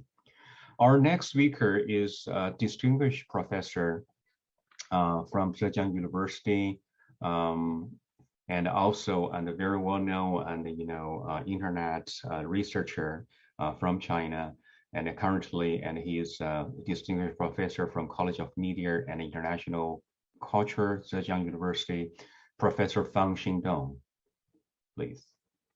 好，非常高兴啊，我今天做一个只能用中文做个简短的发言，是吧？一会儿圆圆帮我这个翻译一下。我觉得这个主题，我觉得我们也一直这个努力了很长时间，因为我觉得在新冠疫情下，我觉得全球数字治理进入了一个新的阶段，是吧？直接跟我们每个人的日常生活和切身利益都密切相关。而且我觉得这2年我们很高兴的看到，就是说面对互联网超级平台带来的很多挑战，不管中国、美国、欧洲。我觉得3大区域在反垄断和网络治理方面都取得了我觉得互联网历史上是难得的这个默契和协同，是吧？我觉得这个事情我觉得我觉得很好的说明了，我觉得数字时代我觉得更需要全球之间的这个协作和联动。那世界各国在数字治理方面，除了建立良好的沟通机制之外，我觉得可能接下来更需要更多的更紧密的这个制度的互鉴和共建。那目前我觉得在反垄断和平台治理方面，我们已经取得了良好的进展。但是我觉得更深层次的、更大的这个挑战，还是围绕这个 AR 伦理的这个全球共识，而且就是除了共识之外，怎么样建立一套有约束力的全球互联互通的这个 AR 治理制度，我觉得可能是关键所在。因为 AR 伦理的问题的核心，它还是数据的秩序和数据的使用的基本规则，是吧？怎么能够取得全球的共识？那过去曾经呢，就中国在个人信息保护和数据保护方面是相对比较薄弱的。但是这几年，中国已经在奋起直追了，就是这个政府、学术界、产业界已经形成了良好的这个协同推进的局面。就一方面，我们的制度建设在很快的这个推进；另一方面，我觉得中国在这方面就是说能够开放式的学习。比如说欧盟的数字市场法，目前还处在草案阶段，但是其中最核心的这个守门人的理念，实际上已经快速的落实到中国已经生效的个人信息保护法和数据安全法啊。同时，中国在这过去的2年里头，就是说不仅发起了全球数据安全倡议，还申请加入 CPTPP 和 DEPA 等等就国际这个架构，是吧？说明了我们在数据这块的未来的治理的这个开放的态势。所以过去40年，我觉得中国用一种开放式的态度来学习美国的科技创新。那现在我觉得中国也会开放式的来学习像欧洲的这些就是说制度创新比较先进的这个区域。那制度作为一种重要的公共物品，我觉得各国相互学习，更大程度的互联互通，我觉得非常重要。所以 AR 能力和 AR 治理，是吧？我们需要更紧密的联起手来，从沟通的共识到制度的共建，是吧？构建新的机制，可能是越来越重要。好，我大概就这些观点。好，谢谢大家。Okay, thanks, and Miss Yuan Yuan Fan, and can you interpret and what he talked to us? Okay, I will briefly translate what Dr. Wang has been said. Because of the COVID-19, global digital governance enters a brand new stage, which directly related to every person's daily life and personal interests. We are pleased to see that in the past 2 years, in the face of multi-layered challenges raised by super platforms, China, the United States, and Europe have achieved a rare passage understanding in the history of the Internet in terms of anti-monopoly and Internet governance, which indicates that in the digital era, there is a greater need for global connectivity and cooperation.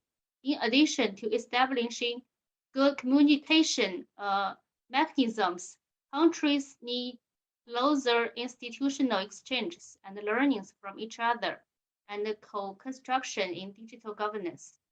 While the progress has been made in antitrust and platform governance, the deeper and greater challenges is to build a global consensus on AI ethics and to establish a set of binding and globally interconnected AI governance systems. The core AI ethical issue is data, the order of data, and the basic rules of data usage. In the past, China has relatively weak in terms of personal information and data protection, but it has been catching up in the past few years. The government, academia, and industry have formed a good cooperation to promote the situation. On the one hand, institutional development has been accelerated, and on the other hand, learning with open-minded. For example, the EU digital marketplace law is still in draft stage, but the core concept of gatekeeper has been implemented into China's personal information protection law and data security law, which have already been implemented. In the meantime, China has not only launched the global initiative on data security, but also applied to join CPTPP and Digital Economy Partnership Agreement. Over the past 40 years, China has openly learned from America in technology, and now China will also openly learn from European institutional innovations. Institutions are an important public good. It is necessary to learn from each other and keep interconnected. As for AI ethics and AI governance, it is crucial for us to closely work together and build new mechanisms from communication consensus to institutional co-construction. Thank you. Thank you very much, and Fan, for translating this. I think I do share like Professor Fang's talking, and he's really believe and when we use AI ethics fundamentally, and we need to pay attention to how we're going to make good use of the data we have. The capability of process those data extremely essential for us to make an AI ethics and transparent. Also, and I also share Fang's and talk about we need a joint effort in this today's world, we really need joint efforts in terms of tackling AI ethics issues, dilemma, and benefits together. Europe, East to West, basically, and jointly, and we'll work on this. Next, we're going to our last speaker today, and we actually have a speaker from Brazil, from Bulgaria, from United States, obviously from China, and also from Canada. And now we go to Renata Carlos Dow, and she's an international student from Brazil. And her title is How AI Can Cause Inequality and Biases. Go ahead, and Professor Carlos Dow. Hi, thank you so much for inviting me. So one of the main issues involving the ethics of artificial intelligence involves inequality. So in the way that the world is structured today, our economic system is based on hourly wage, which means that people are paid by hour to do their job. But however, as the World Economic Forum points out, with the development of artificial intelligence, companies can cut down their workforce and rely on fewer people. So as the Harvard Gazette stated, artificial intelligence has crossed many fields like healthcare, banking, retail, manufacturing, and these softwares can improve efficiency, reduce costs, and accelerate research, for example. So the companies that have the capital to invest in these IA systems, they have an advantage comparing to companies that still rely on human workforce. So these companies have a kickstart. We'll be making more money, which will heighten inequality. So the price of artificial intelligence varies. So as prototype development starts around $2,000, and the cost of implementing IA solutions can cost up to $1 million, depending on performance, the complexity of the software, and many other factors. But that means that not every business, especially those that start with personal funds or small business, they cannot afford to make such big investments. So they still rely on human workforce. So another ethical issue related to artificial intelligence revolves around humanity. So machines have a hard time detecting people's emotions, and they do not possess human characteristics like empathy. So UNESCO actually proposed an ethical dilemma that dealt with artificial intelligence and decision making. So the example revolved around an autonomous car. So it was very similar with Philippa Foot's The Trolley Problem. So if an autonomous car was going in full speed in the direction of a child and a senior, and by deviating a little, one person could be saved, we would need to rely on the car's algorithm to decide. So the decision would also be linked to another ethical problem, for example, racist robots. So the World Economic Forum also mentions that some missed marks on racial sensitive of the algorithm can create biased artificial intelligence softwares. So in a situation like the automated car, this can result in a life or death situation. So when employing artificial intelligence softwares, companies must think beyond cost and agility. So as the Harvard Gazette says, if used correctly, artificial intelligence can, for example, create a bigger pool of job applicants, for example, since it would minimize human favoritism. However, if not applied correctly, those softwares can just replicate already existing human biases. So when applying artificial intelligence, all of those ethical considerations need to be weighed in to ensure that biases are not employed. So yeah, that's it. Thank you so much. Thank you very much, Renata, and appreciate your sharing about those and the viruses. Now we're ready to open the floor to the on-site and the participants here. I want to just very briefly remind all of us, artificial intelligence indeed is ushering a world in which human decisions are made in primarily three ways. Number one is by humans, which is we're very familiar with. The second one is by machines, which is become familiar to us. Another is by collaborations between human and the machine, which is not so familiar with us, but never happened before because. So AI actually promises to transform all aspects of human experiences. And the core of this transformation will ultimately occur at the philosophical level, transforming how humans understand reality and our role within the relationship between machine and humans. So we know that only very rarely have we encountered a technology like AI challenge our prevailing modes of explaining and ordering the world. The evolution of AI is affecting human perception, cognition, and interactions. What will AI's impact be our culture? Be our concept of humanity, be our human history, and today, like we discussed, and about morality.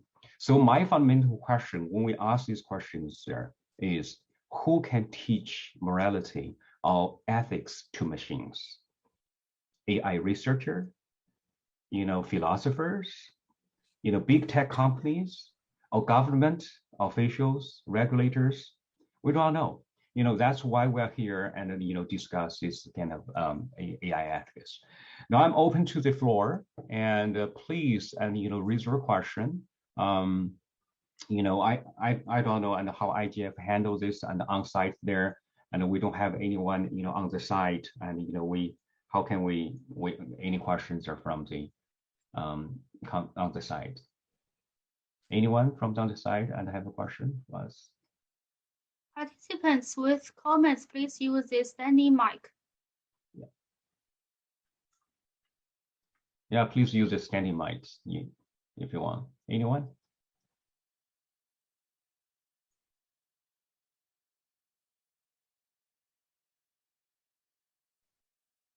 Yes, please.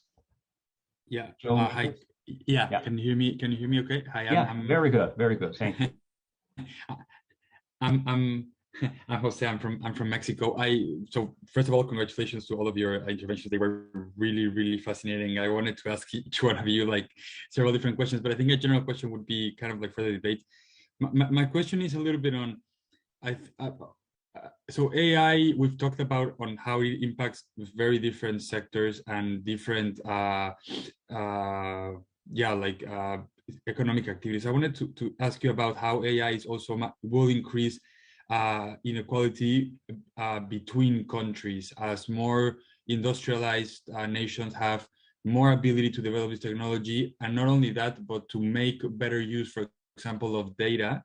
So how data flows happen where you can take data from one country, but other countries have a better ability to use it because they have better technology. And in general, the development of AI technology, it will increase eventually even further the inequality between countries as a general. So I wanted to hear on which from all of you or whoever has a take on this, on how do you see this coming in the next years? Thank you. That's a very good question, Jose. Thank you so much. And his question basically, say how AI can help like international relations, or how how AI may help and improve relations between countries. And I think, and you also indicate like how AI may like help us jointly make better use of data available. Any of our panel like to address this question?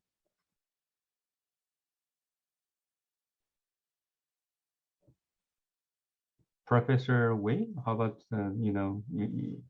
Yes. I think that's a great question.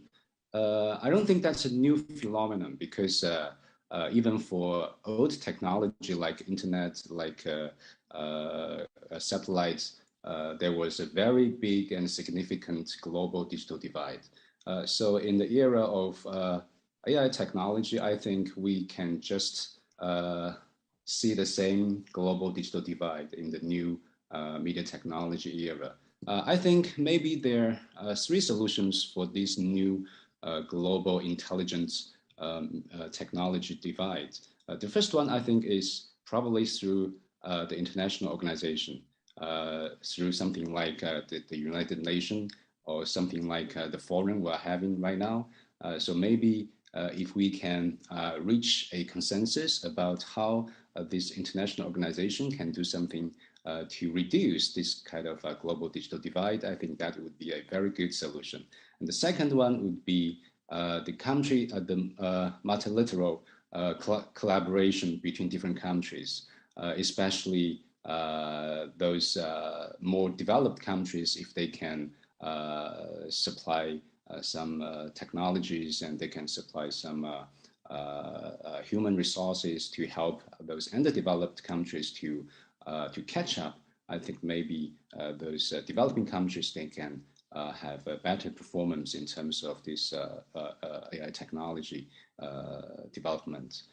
So finally, I think maybe for those poorer countries or for those underdeveloped development countries, they should make more investments in both those hardware and also software, especially by increase the education around this new technology area.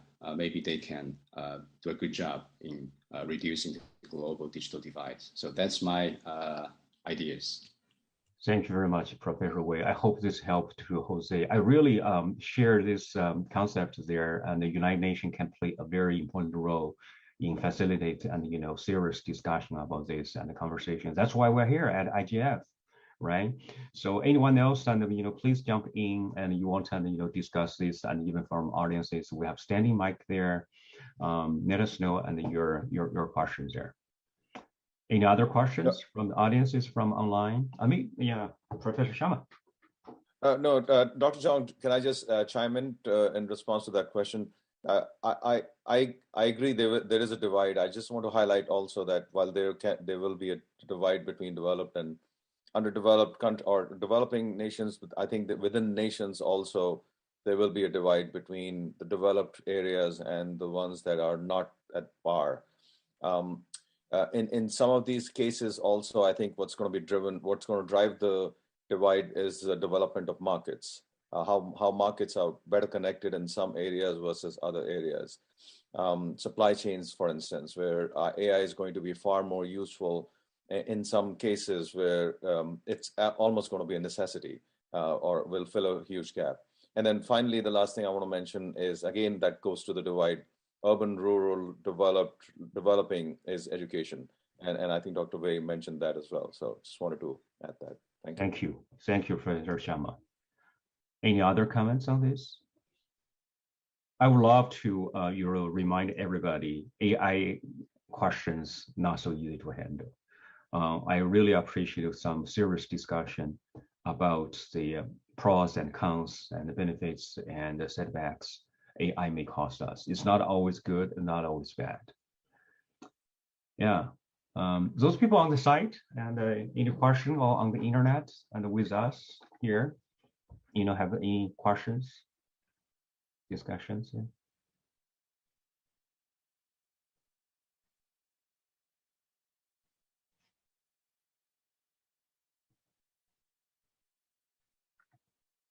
We have a couple of speakers did not show up today, and because of different reasons here. Dr. Zhang, can I ask a question? Please. One of the things that we looked at in our paper on ethics and morality was that can we define? Is there a one single definition of how we define ethical questions and moral ideas? And I wanted to ask the panelists and my colleagues and others in the room that what is their experience as they have interacted with other international scholars, that is, what makes the difference in actually defining questions around ethics and morality? That's a very good question. Anyone can jump in, and Renat and Lola and anyone online or on the site can jump in before I can talk.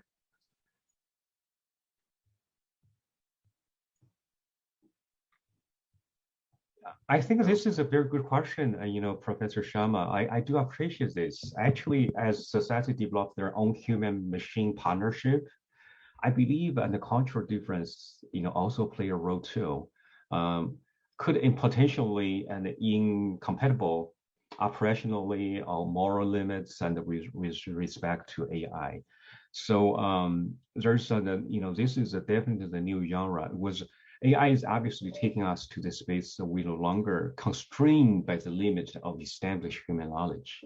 So there's definitely some new challenges ahead of us. What's bothered me so much is and how could we answer the question, who teaches the ethics to those machines? And increasingly, and when machines make mistakes, we cannot hold them accountable for the mistakes they make. Like auto car have a crash and have an incident on the highway. We cannot blame that's Tesla's problem. That's someone else's problem. And we need to take control of our life back instead of AI just drive us to somewhere we have never been before. Yeah. Yeah, can I add a little bit more towards that? So I think even before AI, we have this argument of what is ethical and what is not. And sometimes it also goes back to something more philosophical. Like, do we believe if we weigh the the good outcomes comparing to the potential risk we can cause to human, will that justify our decision to do this thing, especially with AI? For example, if we collect person's private health information, but we can create a model that better help predict their cardiovascular disease risk, is that something we need to do? Because we kind of invade people's privacy and freedom in terms of data collection and usage. But on the other hand, we also create this model for them to help them better achieve health outcomes in their life. So we always have this kind of argument. Do we always weigh the potential risk against the potential good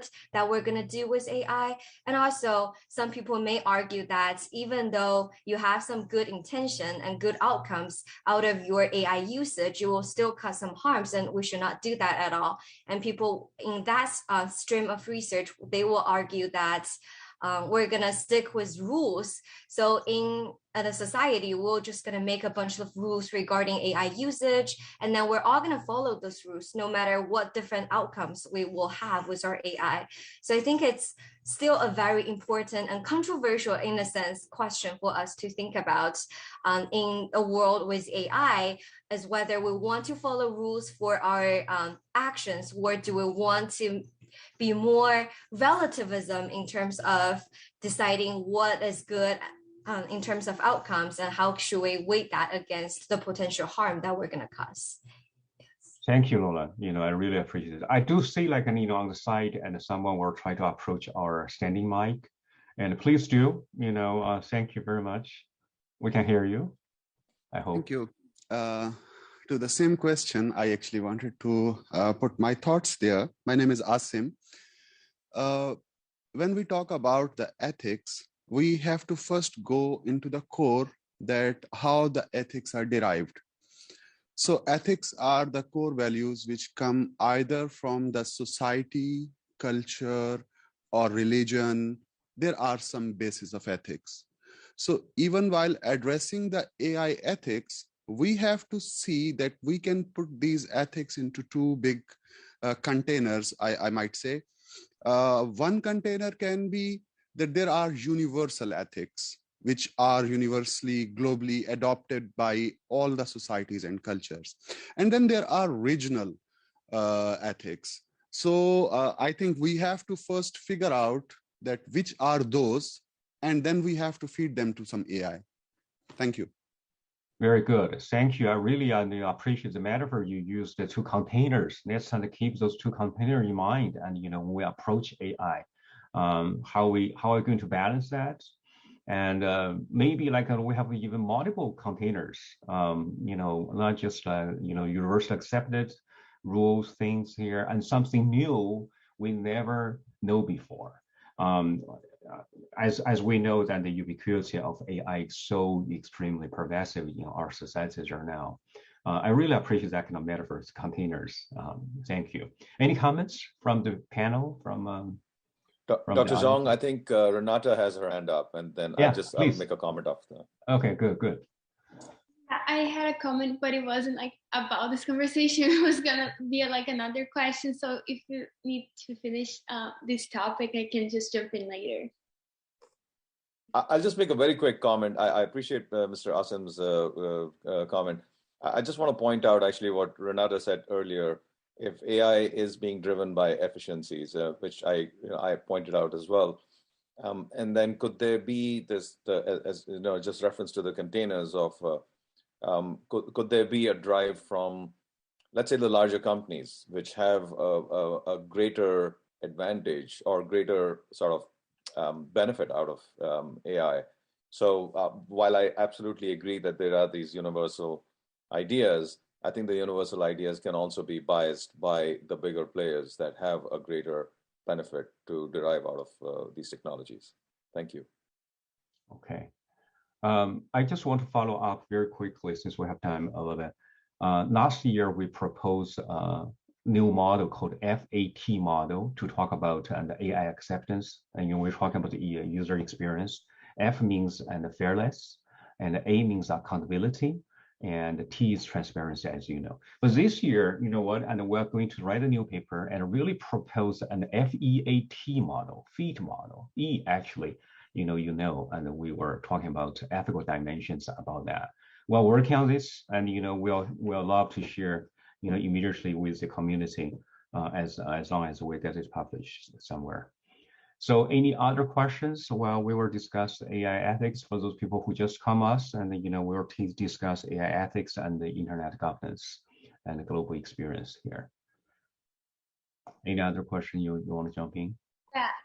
So like my question was, I feel like it's more related to Lola's speech, because like her speech actually reminded me of like the news that came like around October about like the Facebook files, about like how the algorithm was like kind of like purposely like pushing like body ideas to like young teenagers, and like Facebook knew about it and it was part of the algorithm.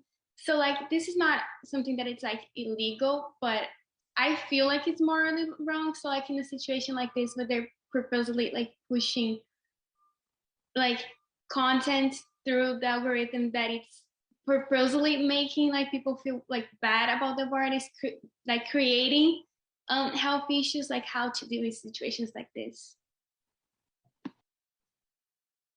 Yeah, anyone can talk about that?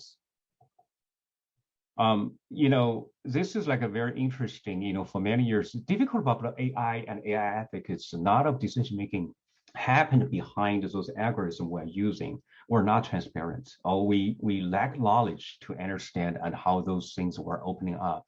Well, I just want to report to you, and in the United States, there's some new trend I just noticed like that.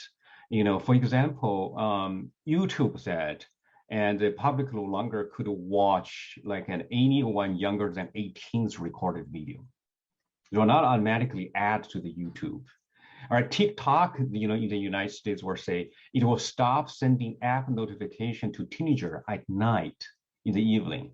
And Facebook and Google have sharply restricted the way that advertisers can trailer message to minors on Google, both Google and things there. So suddenly, all the big tech companies and sort of began to protect kids there now. I believe that's come from the pressure of us, the civil, societies really hold them accountable. Like moments ago, Renata were mentioning about that Facebook file and Congress hearing, and happening in the United States. I don't think that's enough, though. We cannot rely on big tech, just do their own things. Oh, we'll protect kids, we'll protect people. I like civil society and other stakeholders and get on this topic, like what we like an IGF organizes, AI ethics discussion about, and hold them accountable and improve our own AI literacy, regarding how we can detect those, harms, benefits, could come to us. Okay, we have 5 more minutes. Yeah, Lola, yeah, please. Yeah, can I just add a little bit on that? So I completely agree with what Dr. Zhong just said about like, it's not just the company's responsibility to prevent things like that from happening again. And on the one hand, we need more regulations on tech companies to show us how they decide what to put in their algorithm and what they decided not to. So be more transparent in the way they're using data so that we can know what helps them make their decisions. And on the other hand, we also think we as users and as scholars, we need to, I think Dr. Wei talked about this in his speech, is about to have more media literacy interventions so that people will know more about how social media work and how we can use different tools to protect us during the social media use.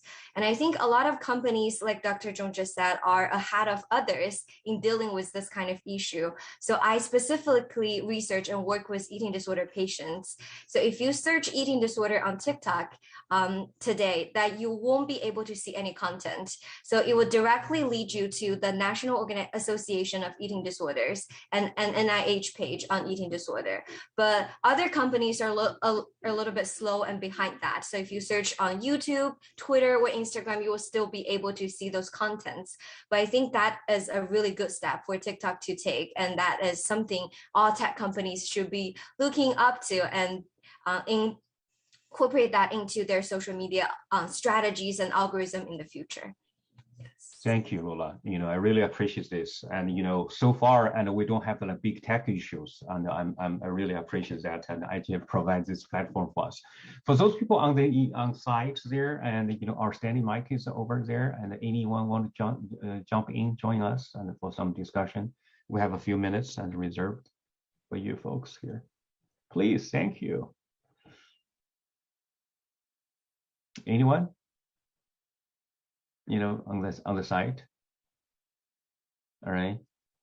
How about us? And each of us, and we give wrapping up like a sentence to wrap up today's and a wonderful discussion about AI. I like to thank and IGF again for this opportunity. Anyone want to just give one sentence or two wrap up? How about we go to Renata first? You guys are asked to talk now. Maybe you go first, and then we wrap it up. Yeah, well, thank you so much for the discussion because I definitely learned a lot about topics that I wasn't really familiar about. So yeah, I just wanted to say thank you for the invite, and it was great. Thank you. Okay, and then we go to how about Lola then?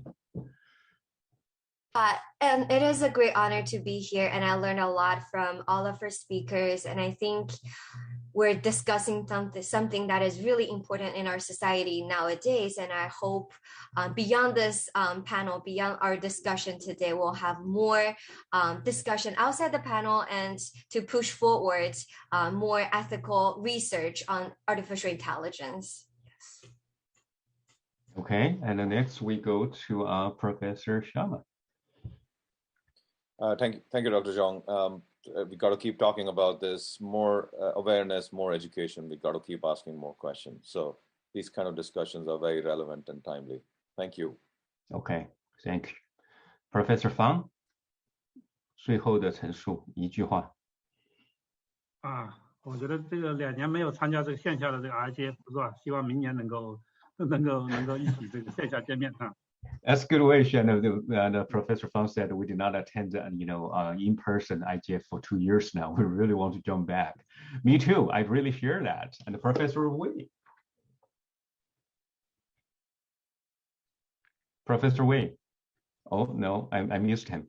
I want to just jump in very quickly or mentioning AI were suggesting some new solutions and directions that will bear the stamp of any other non-human from learning and logical evolution. So I like we focus not just on harms or not just on benefits of AI. We want to take AI coherently.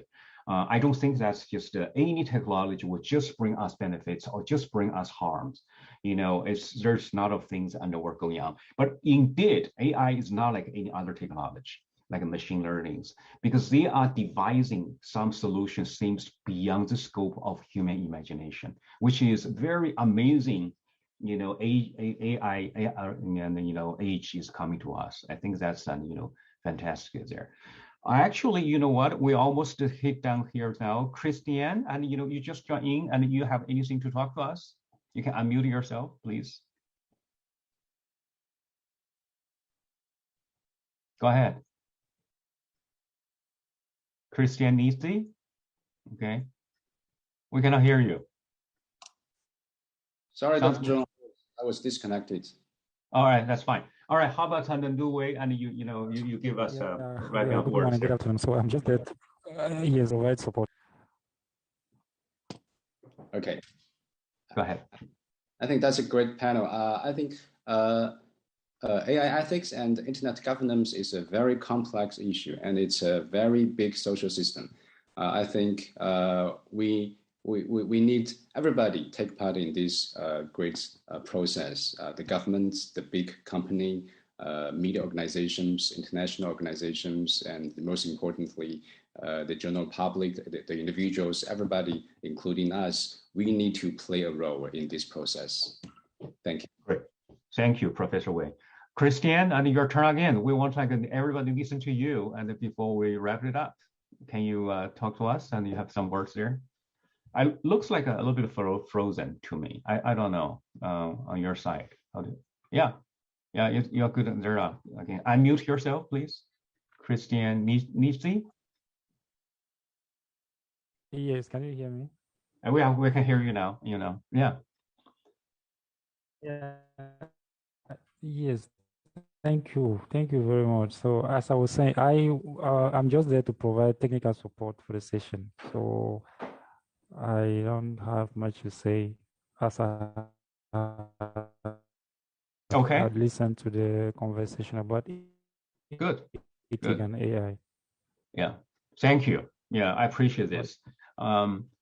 I do think this is a wonderful, start of the conversation about this. We definitely need more. I hope next year, we'll meet in person and we'll shake hands and hugs and and do want even on-site food is not always good, but that's not the most important part of the IGF. I hope and we'll meet in person next year. All right. I particularly thank those people who come to the conference for and attending this. I appreciate your participation. I hope we all learn from each other through the platform of IGF. Okay. Good morning, good evening, good noon, and have lunch. Good lunch together. All those things here, and I wish to see you everybody next year. Okay. Bye. Bye. Thank you. Bye. Elsie. Thank you.